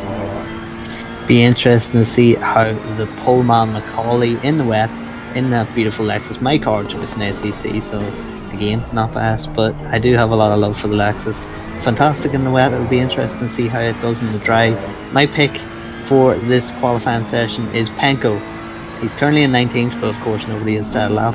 He's using my number 16 that I ride with, so that may be influencing my decision. Yeah, Kreuzer in the 99, also a number that one of my drivers used, so that maybe that's why I'm picking it as well. But Pendergast goes in early pole, 128.4, but we know that's 1.4 seconds off the pace rate. There we go. Kreuzer up to pole now with a 27.9. So we know that they need to be in the 27s, low 27s, possibly 26s throughout this race. That position is on optimum. Christopher, though, Severt up into pole on a 27.6. Cruiser in second, but as the guys start throwing in their laps, we're going to see that change. Van der Kolk up to third with his 10 kilos of ballast. So I'm not holding him too much, but we just watch Pendergast drop down the order as more and more people throw in the lap. Bussink, only 0.9 of a second with the pace, but all the way down in 9th place. Yeah, track grip at optimum. It is cooler, 18 degrees. That'll help the cars in terms of horsepower, of course. But here we go, Penko over the line. Penko has gone as we cut back to John Mallor. Penko doesn't have a lap made because he invalidated his lap time. As we see, Sievert, he is angry with himself. You can bet he is angry with himself. Run out of fuel on the last stages of this race in race 1. You'll not be happy with yourself doing that. But again, not the first, not the last.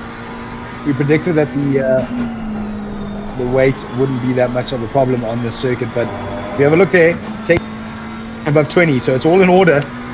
So obviously the weight balance doing what it needs to do, but the top 3 of this event won't carry weight over into round 3 because we are going to a new circuit. It is a new night, it is a new league race.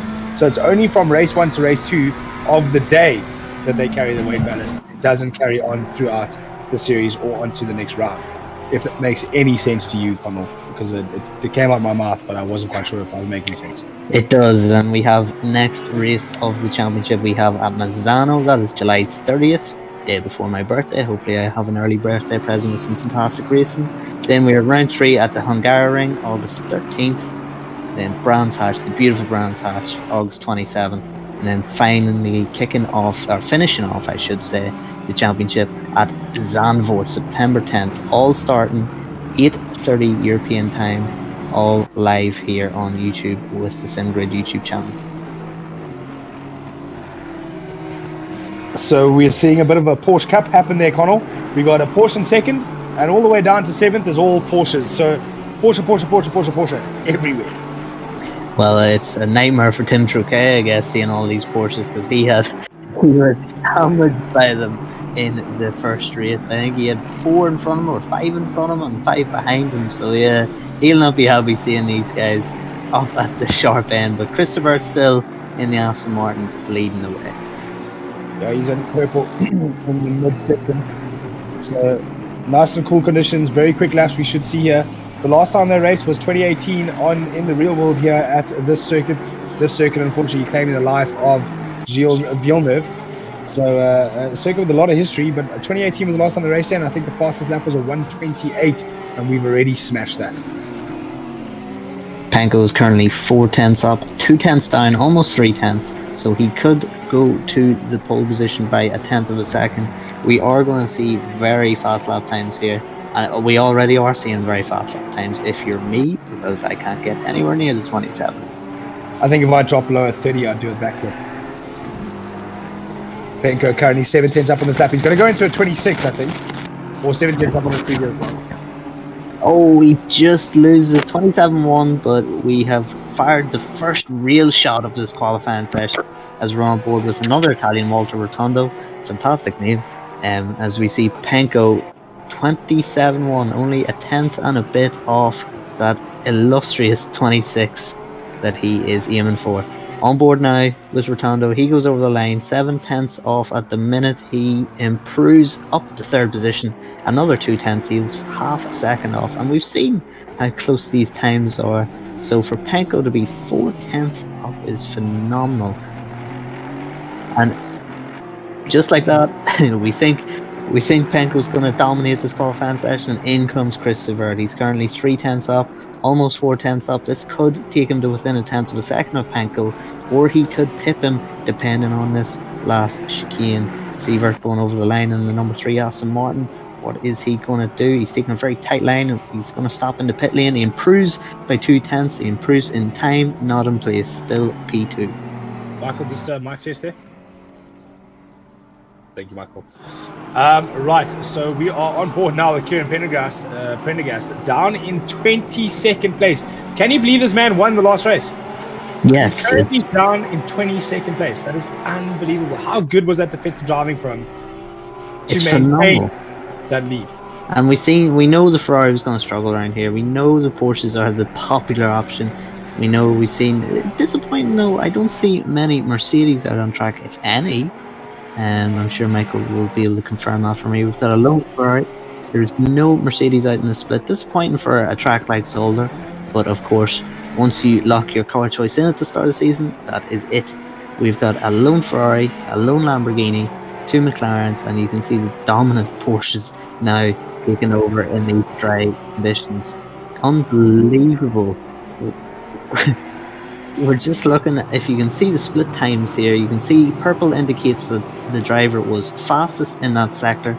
Panko was actually half a second slower than Severt in sector 2. Another 3 tenths quicker in sector 3 and 3 tenths quicker in sector 1 is what gave him that pole position time. But definitely, if he can iron out that sector 2 and improve there, he will be dropping into the 26s and almost mid 26s, which would be something simply astonishing. Yeah, so if he can just sort out that middle sector, he's going to find himself a lot of time. Though we are on board with Lucas Kreuzer to see what he can throw in terms of a lap time through his last chicane. Excuse me. Currently in 4th, 0.6 off the pace, and not somewhere he's used to being. He's going to cross the start finish line now. He goes over and he only improves by 0.1, so still half a second off the pace. But one thing that is amazing, from 1st to 19 is separated by a second. On board now, George Boothby, he has been very quick He is quite a quick driver from side to side, Max Motorsport. He's not running the standard white, red, and black livery, just sticking to the red on his Aston Martin. And he moves himself up into 7th place, only 0.6 off the first place man. But believe it or not, only 0.2 off third. Yeah, and if you remove those two, and how should we put it, ultra aliens, Penko and Sever here in P1 and P2, you go from 3rd down to 23rd, is separated by 0.6 of a second. That is simply phenomenal. You're 0.6 off on a lap, and you're 23rd instead of 3rd place. That, I mean, Kyle, I've been in some close racing, I know you have too, but this is some of the closest racing I've seen.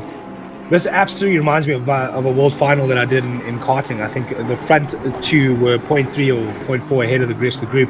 And from 3rd down to 28th was separated by 0.8 of a second. So this is very, very, very much a karting event. We're just using bigger cars and a bigger circuit. Yeah, and we see Tim Truquet, he's 30th place. He's 2 seconds off. He's 2 seconds off. Yeah, I mean, 2 seconds off in racing speak sounds like a lot, but if you actually stand at the start-finish line and you count 2 seconds from when a car goes past, that is really not a lot of time at all, especially around a relatively long lap of Zolder. Sebastian Handler in one of the two McLarens. The two McLarens are actually together on the grid at the minute. Sebastian Handler improved 0.2 of a second. Doesn't sound like much. 5 positions gained. Yeah, you can definitely see the difference between wet setup and dry setup now. The McLaren struggling. He's going to come into a back mark. He's going to move over for him. Good move there. So Poleman Penko just getting out the way there for Nola. But Nola very quick. We said he started losing pace as the track dried up, but he was very quick throughout the race, and he's all the way down in 23rd position. So he's got the weight. So second place in the previous race, carrying 15 kilograms, but he's sitting down in 23rd at the moment. So a big change up throughout the grid. Michael, are we correct in saying that once you picked your car for the first round, that's the car you're running for the remainder of the championship?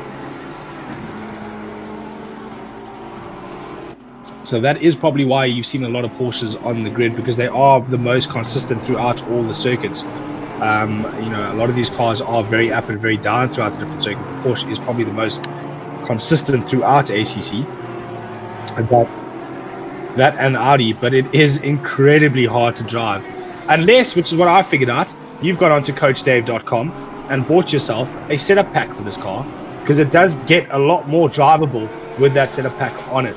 So Stanchi now in 29th place. He was also one of the mid-pack runners. He made a great move over the line to get past whoever it was. I can't remember at the moment, but a great move over the line to get a position up. But he's down in 29th place at the moment. Tim Truquet all the way down in 30th. Unbelievable. And we say, Tim is struggling here. He just running wide there. You can tell he was in deep. The body language of the car was not good.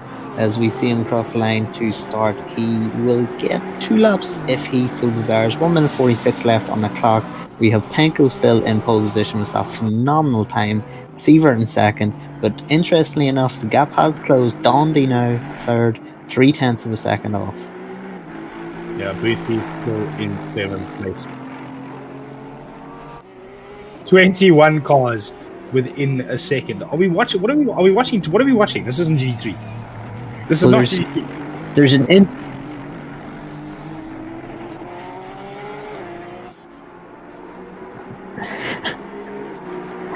as you can see on your own timing screen, look at 15th. I'm going to bring your attention to 15th. Now look at 21st. 0.993, 0.900. There's 900 separating those 6 cars. That is unbelievable. 900 is the difference in a missed gear change. It's more than. It's more than. You lose more than that in a missed gear change. This is unprecedented. I haven't seen a race in any saloon car race this close. Whoa, big mistake there. One of the drivers in the background. He does get it stopped. That was a great save. Absolute great save.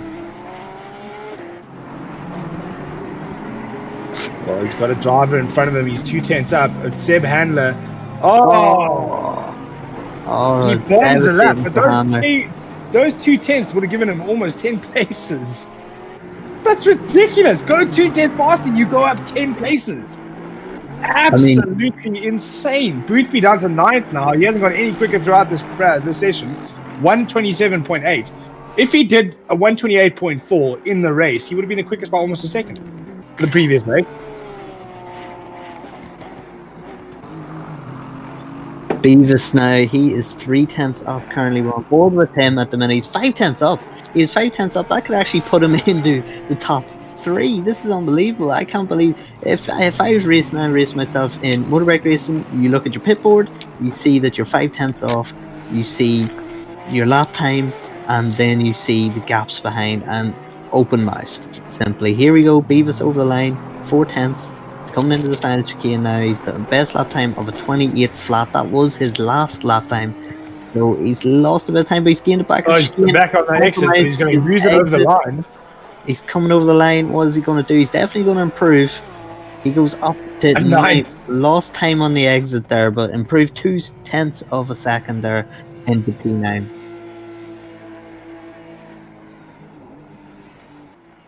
Yeah. What is going on? The lowest ballast is behind the second lowest ballast, which is then behind the highest ballast. So somehow 20 kilos is faster than 10. Less than 0.075 off P1 is Subvert. So we missed. The top 3 are each sharing a faster sector. What are we watching? This is what? Kyle, I can't. I said it in the first race. It's there's no point trying to figure out how these guys do this, because we're just going to be sitting there. It'll be like trying to solve, I don't know, trying to figure out what black holes mean or any sort of physics or science. I just fry my head. This is frying my head right now. But look at that. The 20 kilo, the winner, Prendergast, 16th on the grid. With 2 minutes to go before the start, I just want to let the audience know that I have a Thrustmaster TMX up for sale. I'm calling it quit. I'm going to stick as a commentator. I'm not even bothering with this anymore. What is this? We keep our pride by not competing against these guys. We'll tell our grandkids about how fast we were, but we'll not actually show them any results.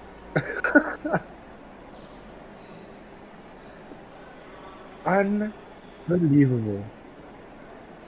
6,000 of a second from P8 to P10. Monaco, Bischoff, and Beavis are 6,000 of a second off. So if you were 6,000 quicker, 7,000 quicker, you'd be up an extra row. Whew. I can't. This is. And we haven't even got to the race yet. This is going to be epic. It's going to be. I see the front 2 do have a bit of pace on the rest of the field, but we saw that in the GT4 race with Parker, and it meant nothing, because everybody ran nose to tail from start to finish. So I would have predicted that the front 2 would get away. But with every other race that we've witnessed, that's not the case at all.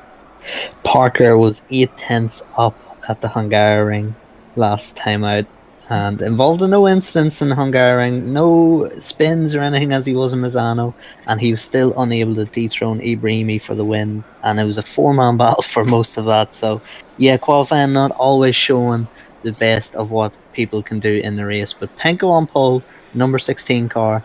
I predicted him for pole position. I'm going to predict him again for the race win, but as we know, anything can happen. Yes.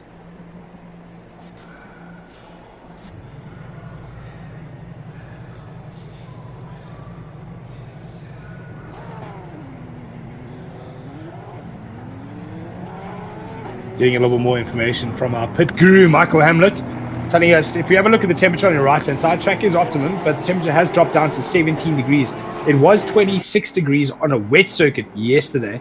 When I say yesterday, guys, I must remind you that we're talking about game time. So yesterday, 26 degrees, now 17. So the tire degradation will be a lot lower than what it was or what it would have been if we were sitting much earlier in the day. So the tires will last longer. So we should see racing from lap 1 all the way through to the last lap. Interesting to note that the pole man of the last race, Macaulay, 12th on the grid for this race, just behind Boothby, the number 666, and the Side Max Motorsports car.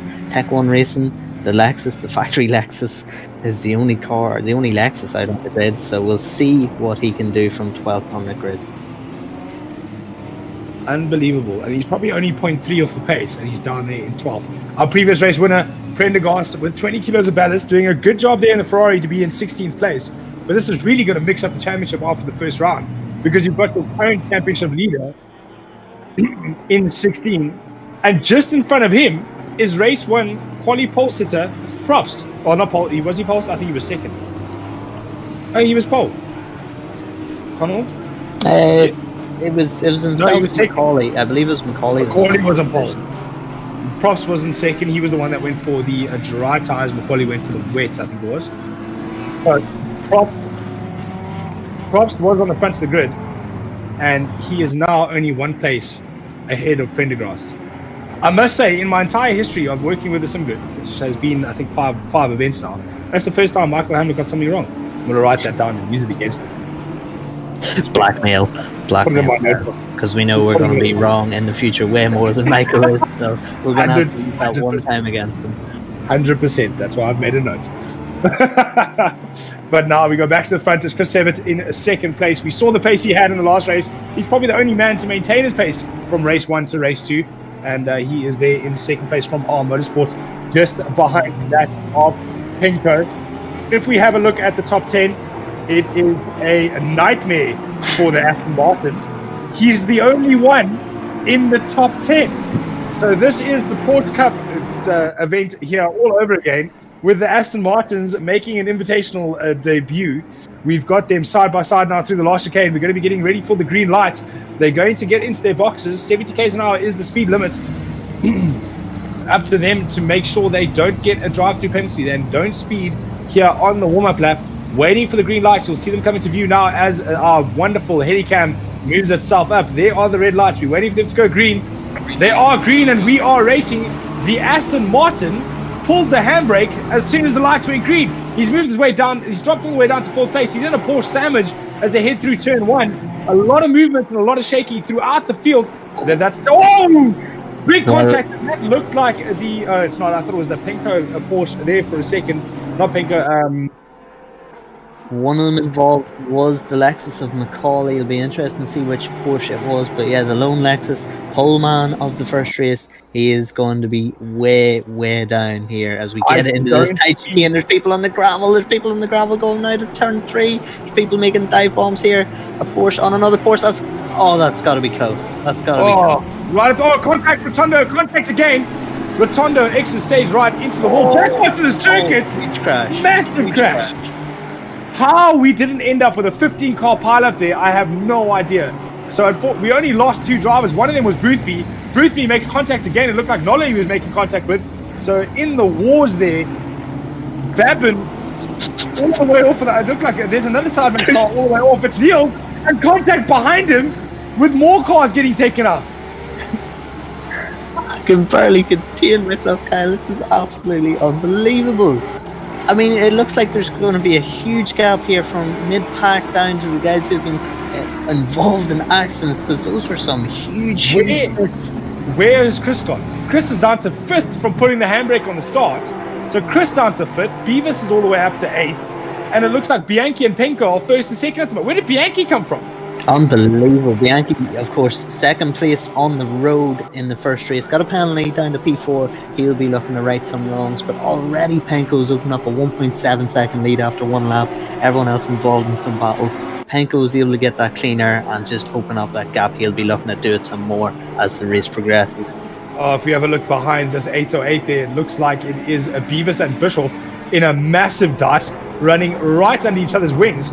But Chris, the biggest loser on the start there, besides those that exited stage left, right, and center, they're all over the place. But another big win is Prendergast as the driver goes off in the background, and the Audi does good to miss him. Prendergast down in 12th place at the moment. So I don't know whether he's come up or got. He was 16th. He's now up to 12th. It's so much movement going on throughout this race. But Boothby nowhere to be seen. Wenlock, the other Sidemax car, nowhere to be seen. So the first of the Sidemax cars is Lucas Kreuzer, up into 4th place, where he was in 6th at the end of lap 1. Unbelievable.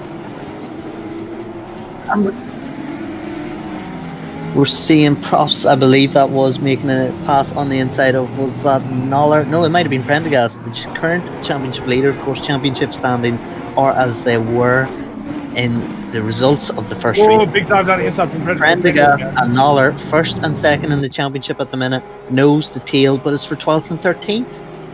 13th and 14th at the moment. Yes, sorry. So this is absolutely what a mix-up. Where are the leaders and what are the gaps? 1.9 seconds is the gap to Penko from Bianchi. 1.8 further back from Dondi. And then Kreuzer, another 0.8 off that. David right behind him, only 0.3 behind him. So big gaps at the front. What we thought was going to be a humdinger in the front has turned out to be a massive mid-battle with Props, our second place qualifier in the wet, down in 12th place. And our lone Lexus Macaulay all the way down in 23rd. With Niels van der Cockle currently third in the championship, all the way down in 20th. We're seeing Boothby, one of the Side Max Motorsports guys. He is in the pits. I don't know if that is for repairs or if he is coming in to retire the car himself. And I believe it was Walter Rotondo, the Italian in the Porsche, were the two guys caught up in that incident. Them two guys are in the pits. They are lapped down at the loop. Tim Jacquet moved himself up from last on the grid with absolutely no pace and is currently sitting in 18th place. Looking further back though, it's Carter in the Lamborghini being hassled by Van der Kuckel. He's going to try and go around the outside. Is he going to make it stick there? We know it doesn't normally work. We saw it in the last race, but he's managed to keep that inside. Oh, contact! He spun him round and put him in the wall. So Carter ran in the wall there, helped off the circuit by Niels. Niels seems to be in the walls throughout round 1 and round 2. Penalties from round 1. Let's hope he doesn't get one for round 2 as well. But Tim Jacquet up into 18th place from a start of last. That was a huge incident. The Lamborghini actually did very well. The slams brakes on and not pile up with the car that was incoming. We're on board now with Wenlock. Wenlock was involved in his own battles there in the Aston Martin, but he's being caught by Macaulay. Macaulay obviously had that first lap incident here. He will be looking again to move through the field. On board now with 4th place, Lucas Cruz. I think it's a Prozac to make it through this race. He's been racing all the way through. The Aston Martin going to go around the outside like he did previously. Does he have the bravery on the brakes? No, the Porsche is far too good on the brakes into the chicane. So Kreuzer doing very well to hang on to 4th place with the very fast Chris Severett. But Severett making a mistake on the exit there and giving a Cruiser a bit of leeway. And Verwey down in 10th place at the moment. We saw him start from the pit lane and move himself up into a 14th place, currently sitting in 10th. So if he can do the same moving and shaking he did in the first race, we might see him inside the top 5. On board, 2nd place in the championship so far, Jack Knoller.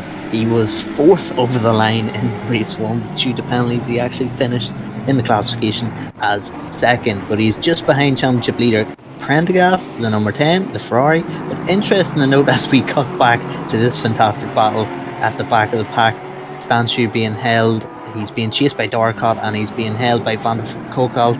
But interesting to note, the gap at the front, only 1.6 seconds. It did go up to 1.6 on the very first lap, so it appears as though Bianchi is holding Penko now. We've still got 23 minutes of this race to go. I don't know. I don't know if you're aware of that.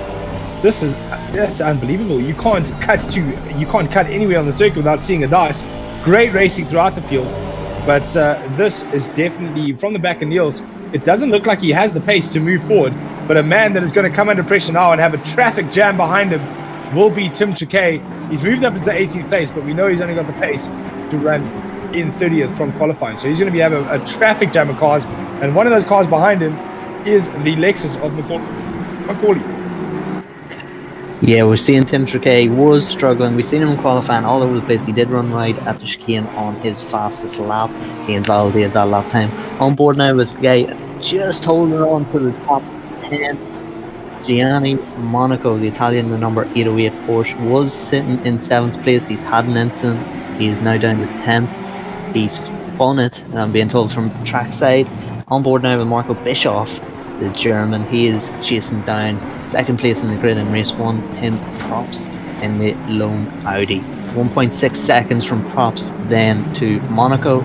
So those guys could still catch the guys in front and make it a battle of, I don't know, 10, 12 cars. Well, you did say the lone Audi, but I've just noticed now inside the top 10, a man has joined a party he did not receive an invite to, is Verwey in the Audi, up into 8th place, upsetting the top 10 Porsche Super Cup drivers, because it's the top 10 is only for Porsches, with Severin also making, Puzzo makes a mistake from GTWR team, the Italian, making a huge mistake there and spinning it into the infield.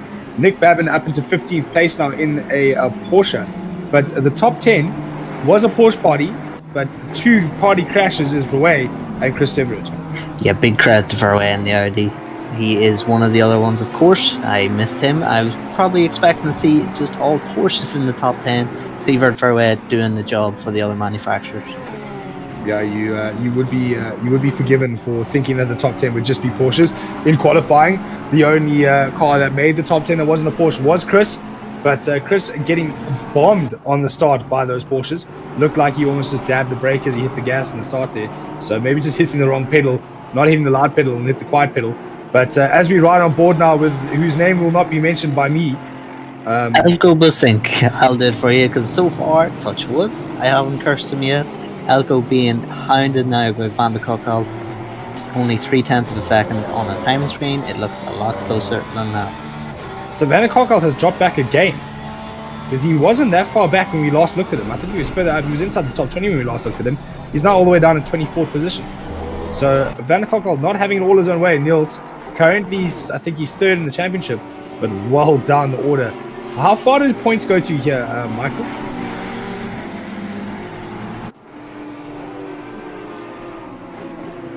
Oh, there's another one that Michael doesn't know. Let me write that down. No, I'm kidding. Michael just going to check on us for the points table there, so we know where all the points are, especially with our current championship leader sitting down in 13th place. Yeah, Bianchi 2 now in 2nd place, 3.3 off Penko. Penko is now controlling that gap. He is monitoring the distance. He's just started up the pace. We've seen Bianchi was maintaining that gap to him. Oh, Babin under pressure. The McLaren's going to get on the inside. Sorry to interrupt you there. I thought I move. Interesting to see Sebastian. He did have a bit of a moment in the McLaren in race 1. Babin now trying to hold him off in the 911 Porsche. We can see how quick those Porsches are off the corner there. They do pull 2 kart lengths on the cars behind them, especially out of that chicane. So the Porsche is definitely strong around here because of the braking and the acceleration. It doesn't have the top speed though, and at circuits like Spa and where there are long straights like Monza, they are basically just sitting ducks for the rest of the cars, but the acceleration is phenomenal on the Porsche.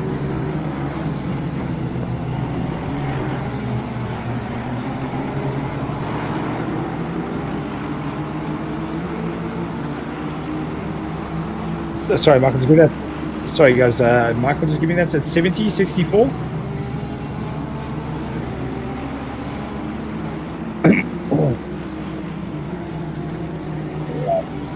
So everyone in this race, everyone who finishes in this race, so all the way down to 30th, will receive points. Last place man receiving 2 points.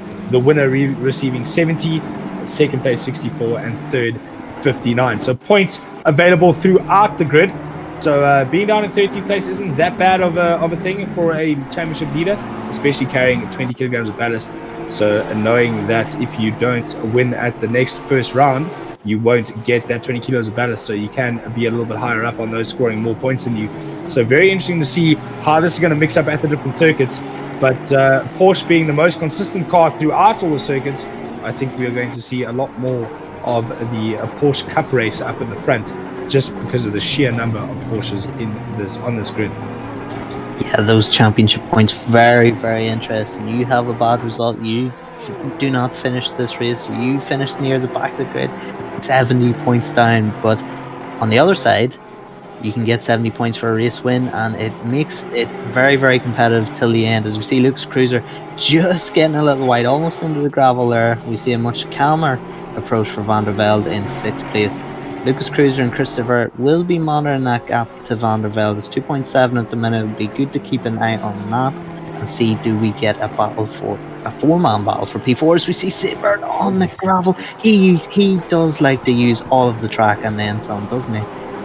Yeah, he paid his entry fee, he paid for the use of the circuit, he's going to use all of it. The one thing we do need to touch on though, Connall, is the gap from 1st to 2nd is now 4.4 seconds. We were keeping an eye on it. It was staying at about around 1.6, 1.9. It's now all the way up to 4.4. So Penko doing a Hamilton, putting down a hammer, using that number 16 luck you've given him, and push that gap all the way up to now 4.6 on this lap. So 4.6 on the second.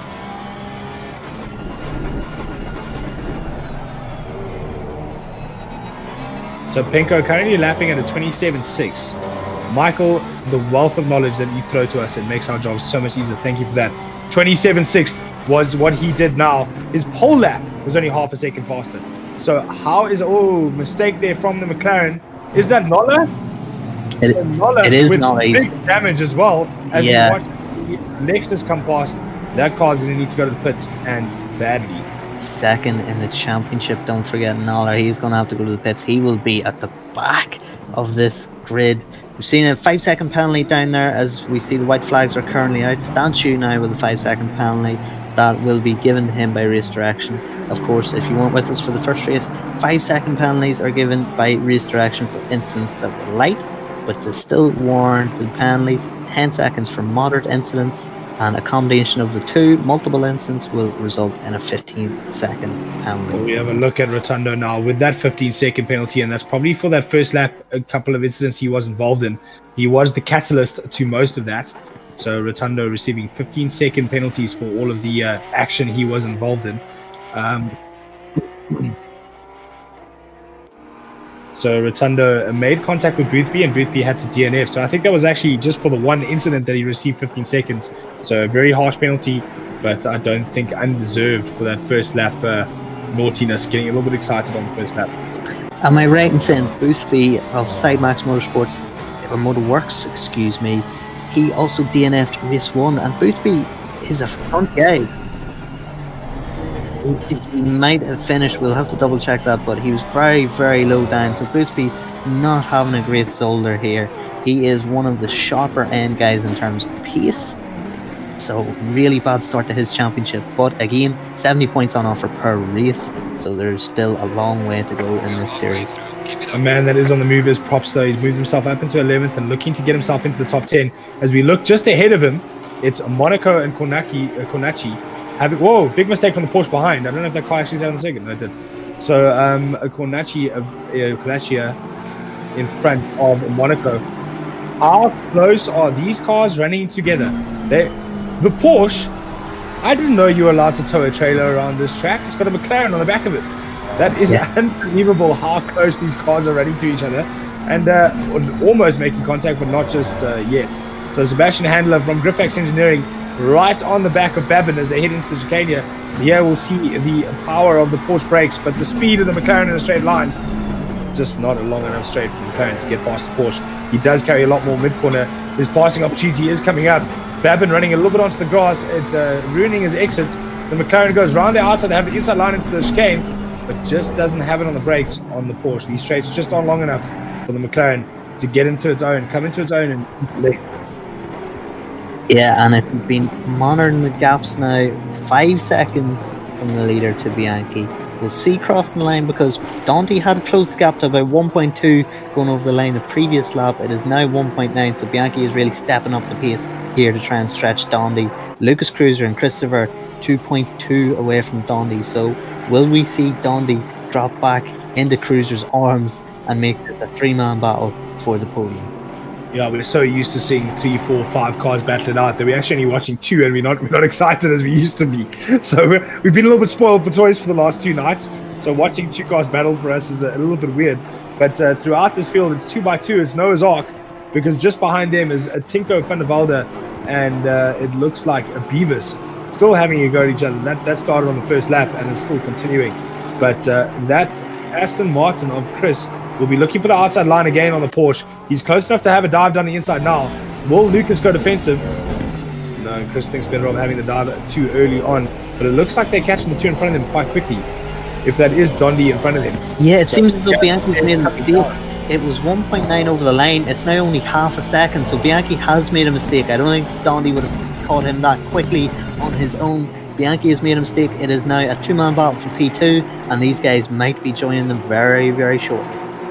And just behind them is another 2, so we might get that 6-car battle. Wow, Babin has got that McLaren glue. Oh, they made contact. Yeah, as I was going to say, he's glued to the back of him, and unfortunately he got a little bit too close, and Handler has fired Babinov into the wall, and he's also lost a bit of time. Tim Chikay down the inside of him now. The next corner is a right-hander. Aston Martin's got legs. Whoa! Handler all over the circuit, just cutting the nose off Tim Chikay. Tim Chikay not happy about that and going for a deep lunge into the chicane. But a little bit of aggressive driving there from Handler to hang on to that 14th place from Tim Chikay. Handler is all over the show at the minute. He's being caught now. He's on the case, Tim Chikay. 3 Aston Martins behind Handler at the minute. But yeah, I'm sure Race Direction will get involved. Oh, in contact again. Oh, Doricott now. One of the guys who was in the phenomenal GP4 race yesterday, I should say. He's in a pit. He is out. Doricott is out of this race. Unfortunate for Doricott. Niels van der Kolk now up into 22nd, but if you have a look at the previous runners who were in the front, Macaulay up to 20th now, and Wenlock are making a big move to get himself up into 17th place. So a lot of drivers we expect to see up in the front battling it out for the minor positions in this race. One of them is Niels.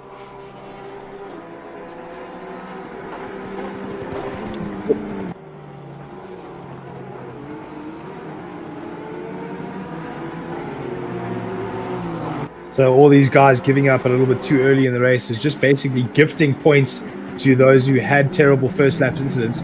Those getting gifted the points aren't going to complain, but it is a long championship, and throwing in the towel and going for a DNF is no way of maintaining any sort of championship run going into the following round.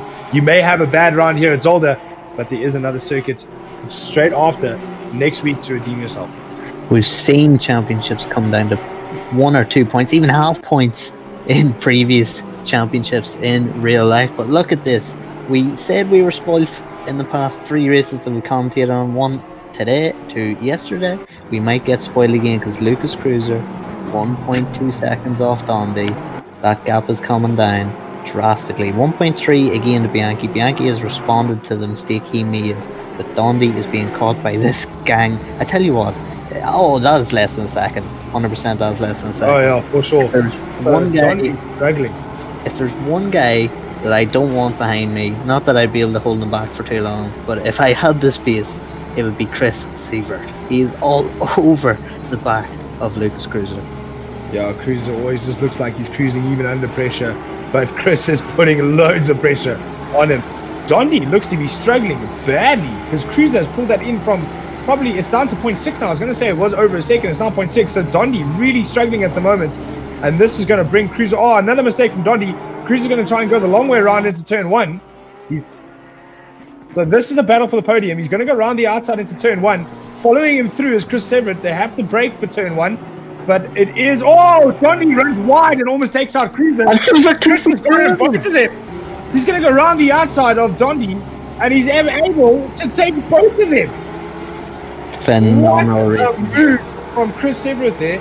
Just seeing that Dondi running wide, stands on the anchors a little bit harder, sticks it down the inside of turn 1, and runs around the outside of turn 2.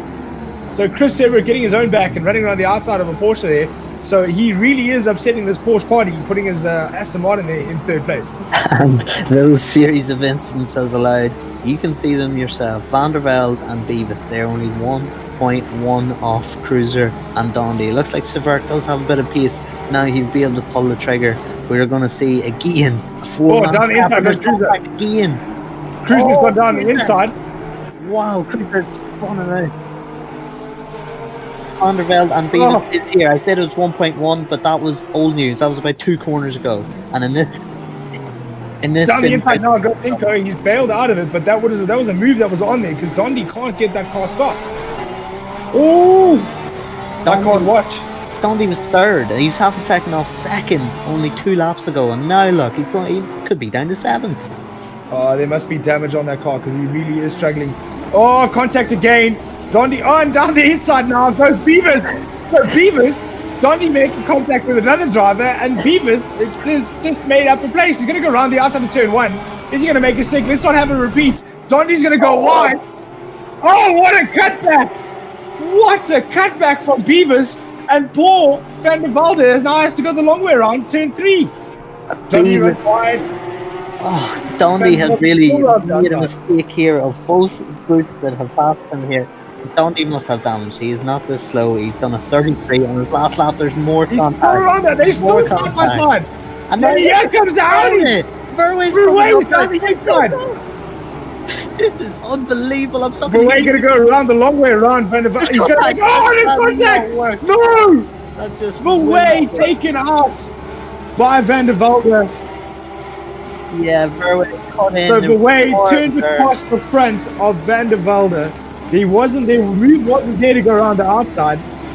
Dondi's now lost another place to Van der Velde, and he's under pressure now from Konaki. So Konachi. So Konachi all over the back of. Are we on board with Konachi or Konachi? So Konachi now behind Monaco. Monaco all over the back of Van der Velde. There's racing throughout this field. Well, it was a relatively calm battle here.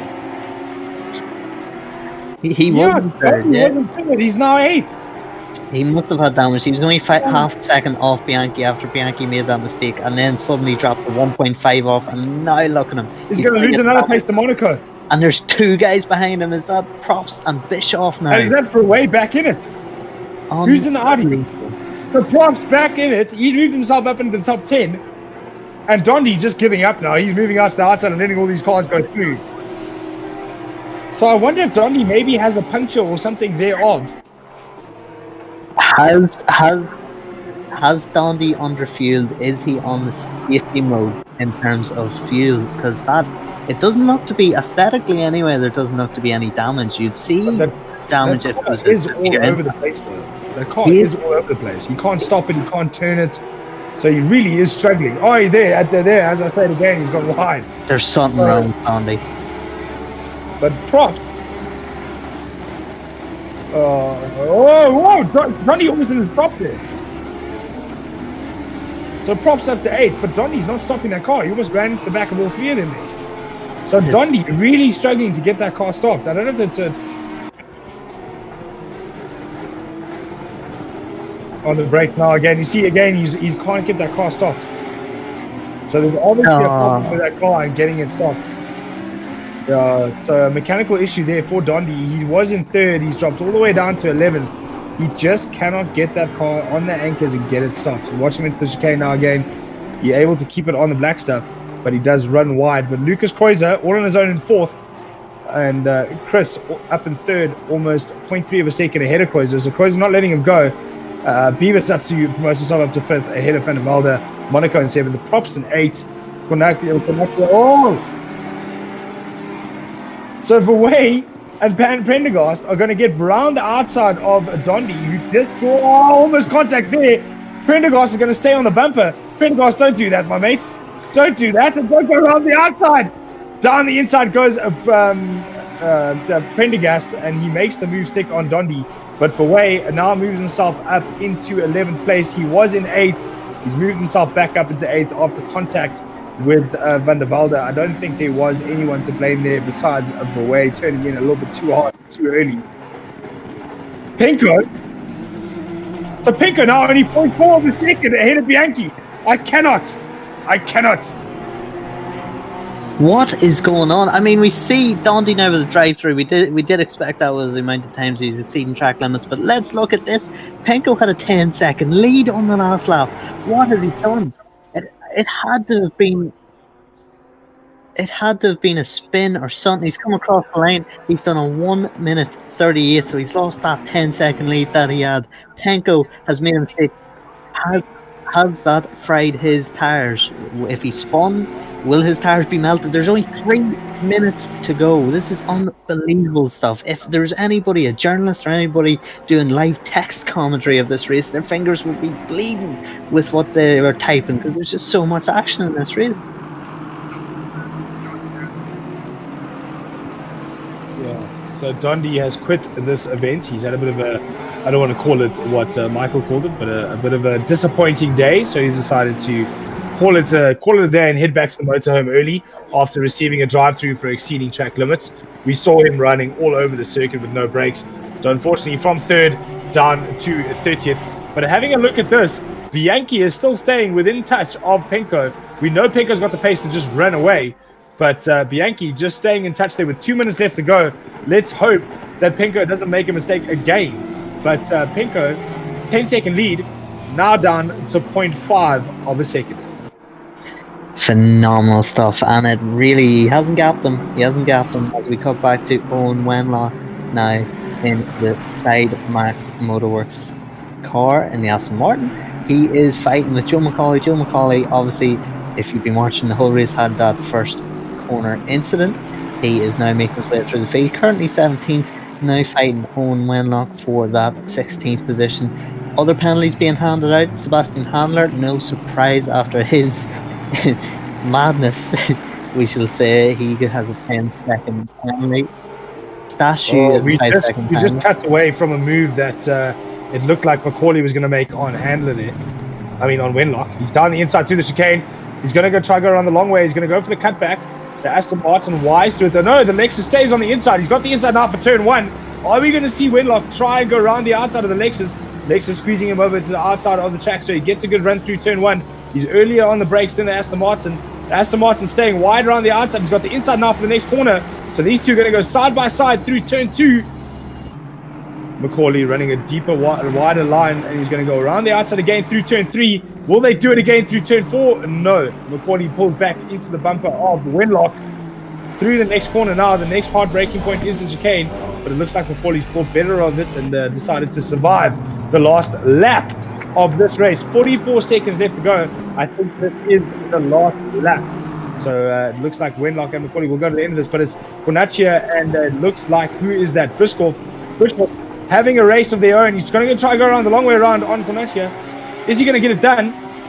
He's got the outside, the inside for the following corner. A lot of rubbing is racing, trading mirrors between these two cars. We're on the final lap now with Pinko. He's got a gap on the second place man, but it looks like Bischoff is going to make the move for 9th place.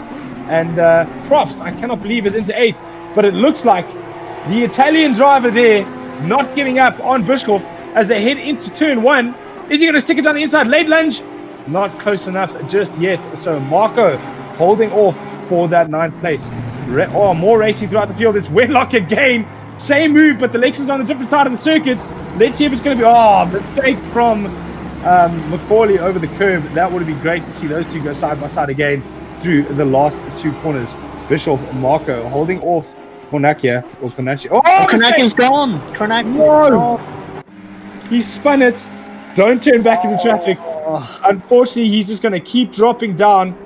He's going to spin it back around and get back going. But, oh no, down to 13th place. Giorgio down to 13th. Didn't he finish 14th in the last race? 14 seems to be this man's lucky number. So Tim Triquet from last. Oh, Konachia making another mistake. He might just fall into the clutches of Tim Triquet here on the last lap. But we're not even looking at the leader. Cesare Penco from Italy and GTWR Racing Team will take a dominant victory here in the round 2 of Zolder. 2nd place, Bianchi. 3rd will be Chris Severt from America. Lucas Poyser, the German, across in 4th place. 5th will be Matt Beavis. 6th, Van der Velde. 7th, Monaco. 8th will be Prost, the lead Audi, with a Bischoff in 9th. And Verwey will bring it home in 10th after returning himself from that era previously on. And in 11th place, we see the Ferrari there. Trent de Cars has moved himself up to 11th place while carrying 20 kilos. And Sebastian Handler in 12th. Will he maintain that? No, he falls down to 13th. Oh, plain old getting past Triquet there. So Triquet down to 15th. Wenlock stays ahead of McCauley. That race raged all the way through. Stanchia in 16th. Babin comes across the line in 19th place ahead of 21st. Van der Kolkata, one of our podium finishers with Busnik. I can say his name now because the race is over in 21st. Nolla down in 23rd. What? Connall, please summarize that for me. I can't. I can't believe you're confident that I was still there. I'm going to need a cold towel. That was phenomenal racing. Again, we've been spoiled 2 days in a row. I am torn because I just want more and more racing. I wish this could go for 24 hours, just 30-minute sprint races, one after the other. But again, I don't think my heart could take it. We've seen Bianchi P2 in the last race, but he got demoted due to penalties. We'll see now. Obviously, I don't think he was involved in any instance, not that we've seen anyway. So hopefully he will have cemented that P2 and will get his first podium of the season. That was absolutely insane. I am currently writing a request to the SimGrid for danger pay and medical costs because my voice is completely dead. Michael, we're on a stream starting soon page. Sorry about that. Just putting that out there. Sorry about that. So what a great race that was. Round 2 here at Zolder. Done and dusted. We've got a 10-round series consisting of 2 rounds at different circuits. Connall, tell us what circuit we're going to next week Thursday. We are at Mazzano. That is July 30th. We're at the World Circuit Marco Simoncelli. Then after that, August 13th, we are at the Hungaroring. Brands Hatch, August 27th, and then closing off the championship at Zandvoort on September 10th. And if it's anything like Zolder, we are in for an absolute treat. What a phenomenal race that was. We saw some crazy lap times being thrown down by all these drivers, some wonderful races by all these drivers. But I think Penko is going to be the driver to watch as we go to the next circuits. I haven't seen a dominant performance like that in GT3 for some time on the SimGrid. Guys, if you enjoyed that racing, please go to thesimgrid.com and have a check out. Come and join us. Come get involved. Come do some racing. And you get to race with some guys that are on this grid, and one of them we're going to chat to now. Michael, who's in the interview? Sorry? So Christopher joining us in interview now. Chris, how's it, bud? How you doing? Chris? Oh, hello. Hi, Chris. How you doing there, man? I'm doing all right, but the server disconnected before I could save my replay. I'm very sad now. Look, I think that is a replay worth saving, but the race won, guys. Oh damn! Thanks, thanks. Well, Chris, I think we can say that you got plenty of screen time in our stream because you were involved in a lot of battles, both in the first race and the second race. Very quickly, just to confirm, first race you ran out of fuel. Is that right? Yes, I did run out of fuel. Yes, and did you fill? I outbraked myself. Oh, sorry, I when I went off track at the very end, right before I pit, it was because I was looking at my pit menu. And I was trying to put 5 liters of fuel that I needed in. I just lost track of my braking point. We've seen you in the Aston Martin swarmed by Porsches. I think you were the only non-Porsche in the top 10 in qualifying in that second qualifying session. How did you feel the differences were between yourself and the Porsche? Well, the Aston is very poor in first and second gear. So every time we come out of one of the slow chicanes or out of that hairpin in Sector 3, the Porsches, they just pull ahead. And there's really no chance to get a good run on them there. So the only place the Aston was actually better than the Porsches is in sort of like, the second, third, fourth gear, sort of mid-speed corners that require a lot of downforce and stability. So that's the end of Sector 1 then. So that was where I was able to get a lot of good speed, or at least close up enough to a Porsche where I would be able to think about making a move. And then there was that chicane, when was it, turn 4 and 5? That really, the one with the giant curves that everyone's jumping over. Yeah, and so I noticed the Porsches like to, they seem to bottom out a lot more there, but the Aston can just chunk that first left curb. And that is basically the only place I was able to get any overtaking done, at least on my own merit. Yeah, we saw a lot of moves there. That fast sweeping left-hander. We saw you a couple of times, 2 wheels in the grass around the outside of a Porsche and hard on the brakes into the chicane. I don't know.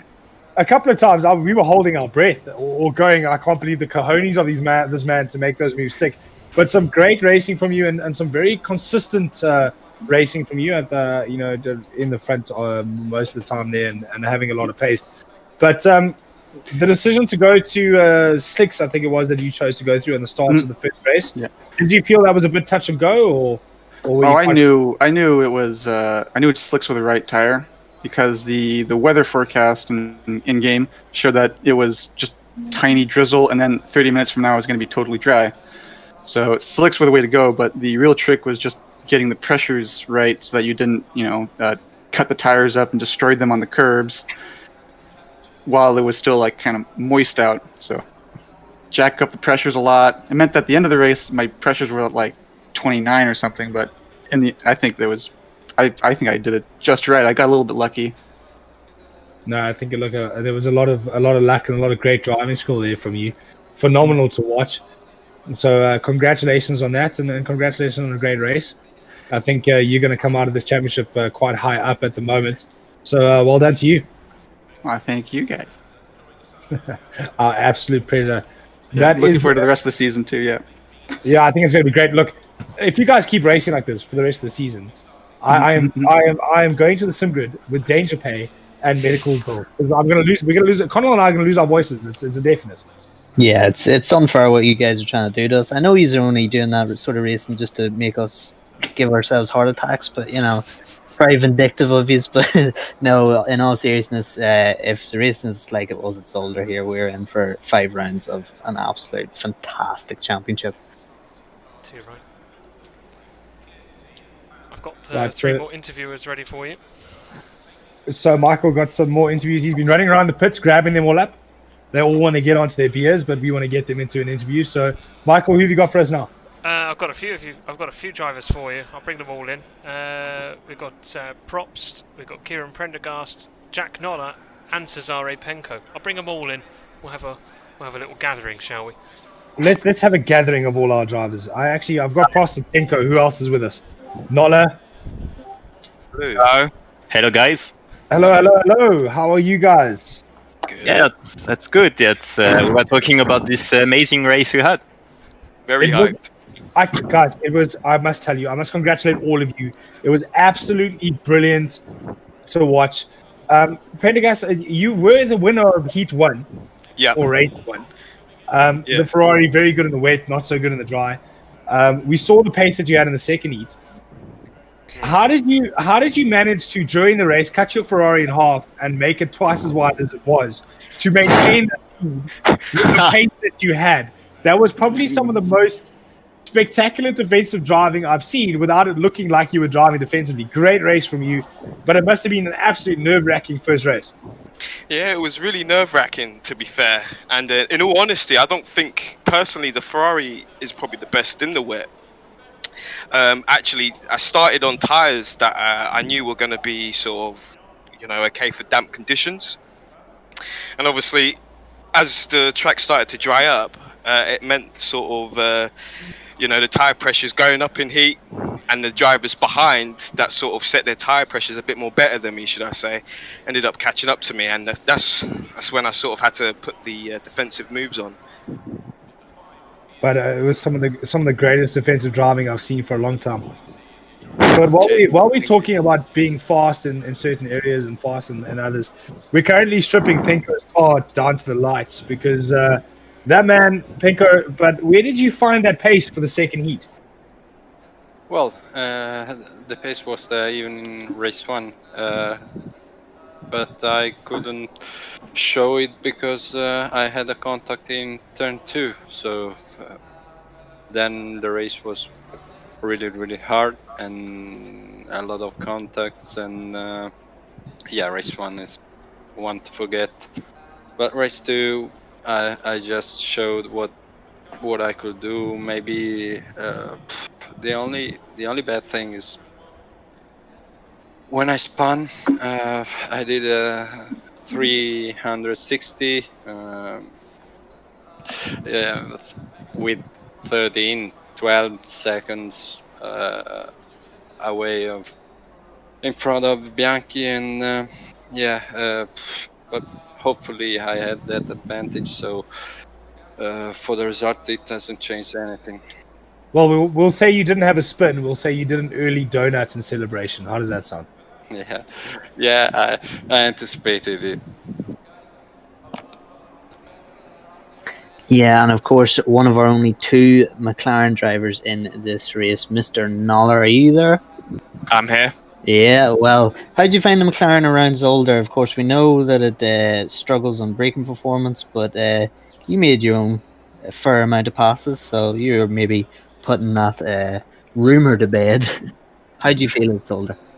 The curbs are the trickiest thing, and then McLaren, you see the Astons and stuff taking the turn 2 chicane, really a lot of curb, and you just can't touch them, so you lose a bit of time there. But yeah, race 1, I had to do a lot of overtaking. I say qualifying is a bit of a weak point I need to improve, so I qualified 18th. So 18th to 2nd is not a bad return for race 1, as well as setting fastest laps as the guys are fighting in front. That was good. So yeah.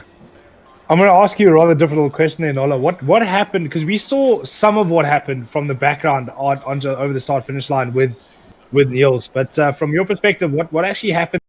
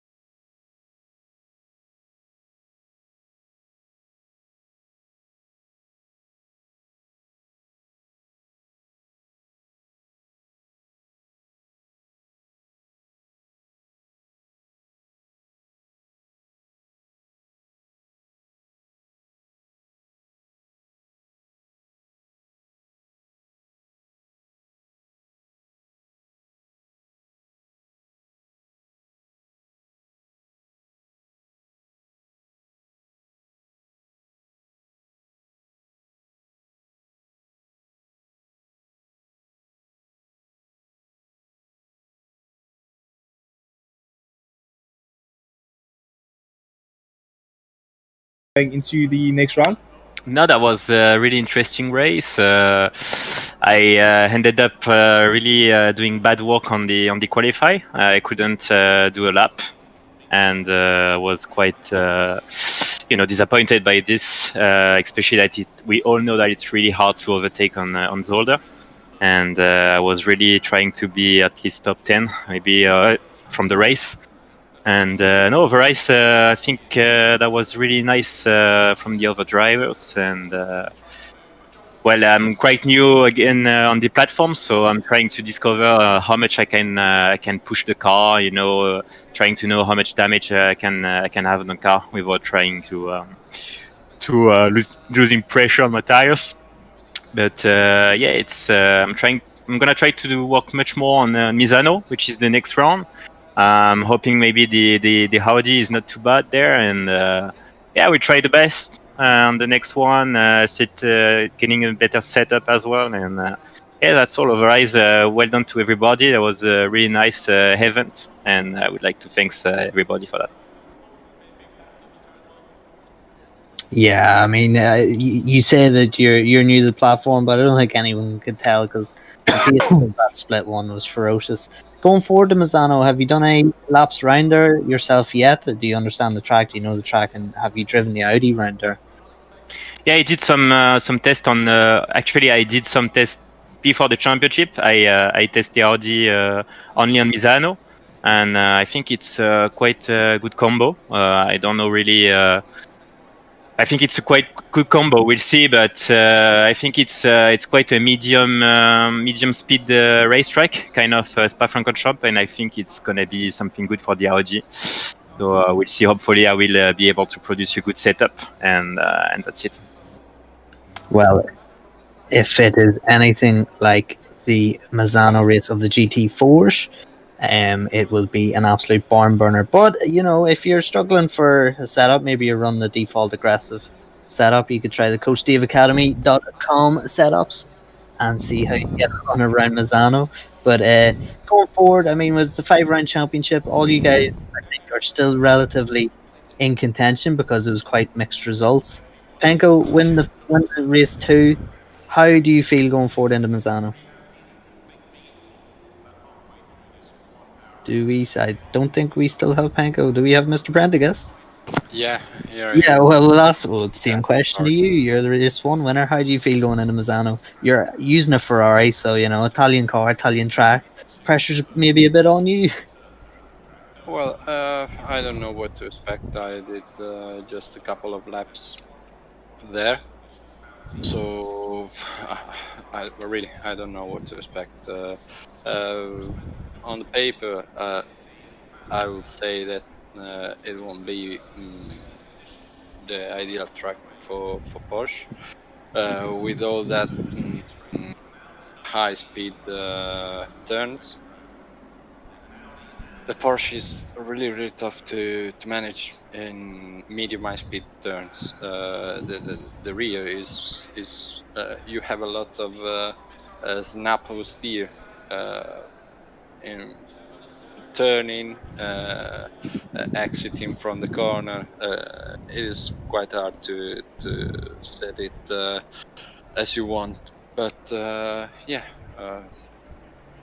here the speed was there, so we will try to work not to lose this speed, even in a track that maybe is not the ideal for Porsche. Sector 3 is a nightmare in the Porsche.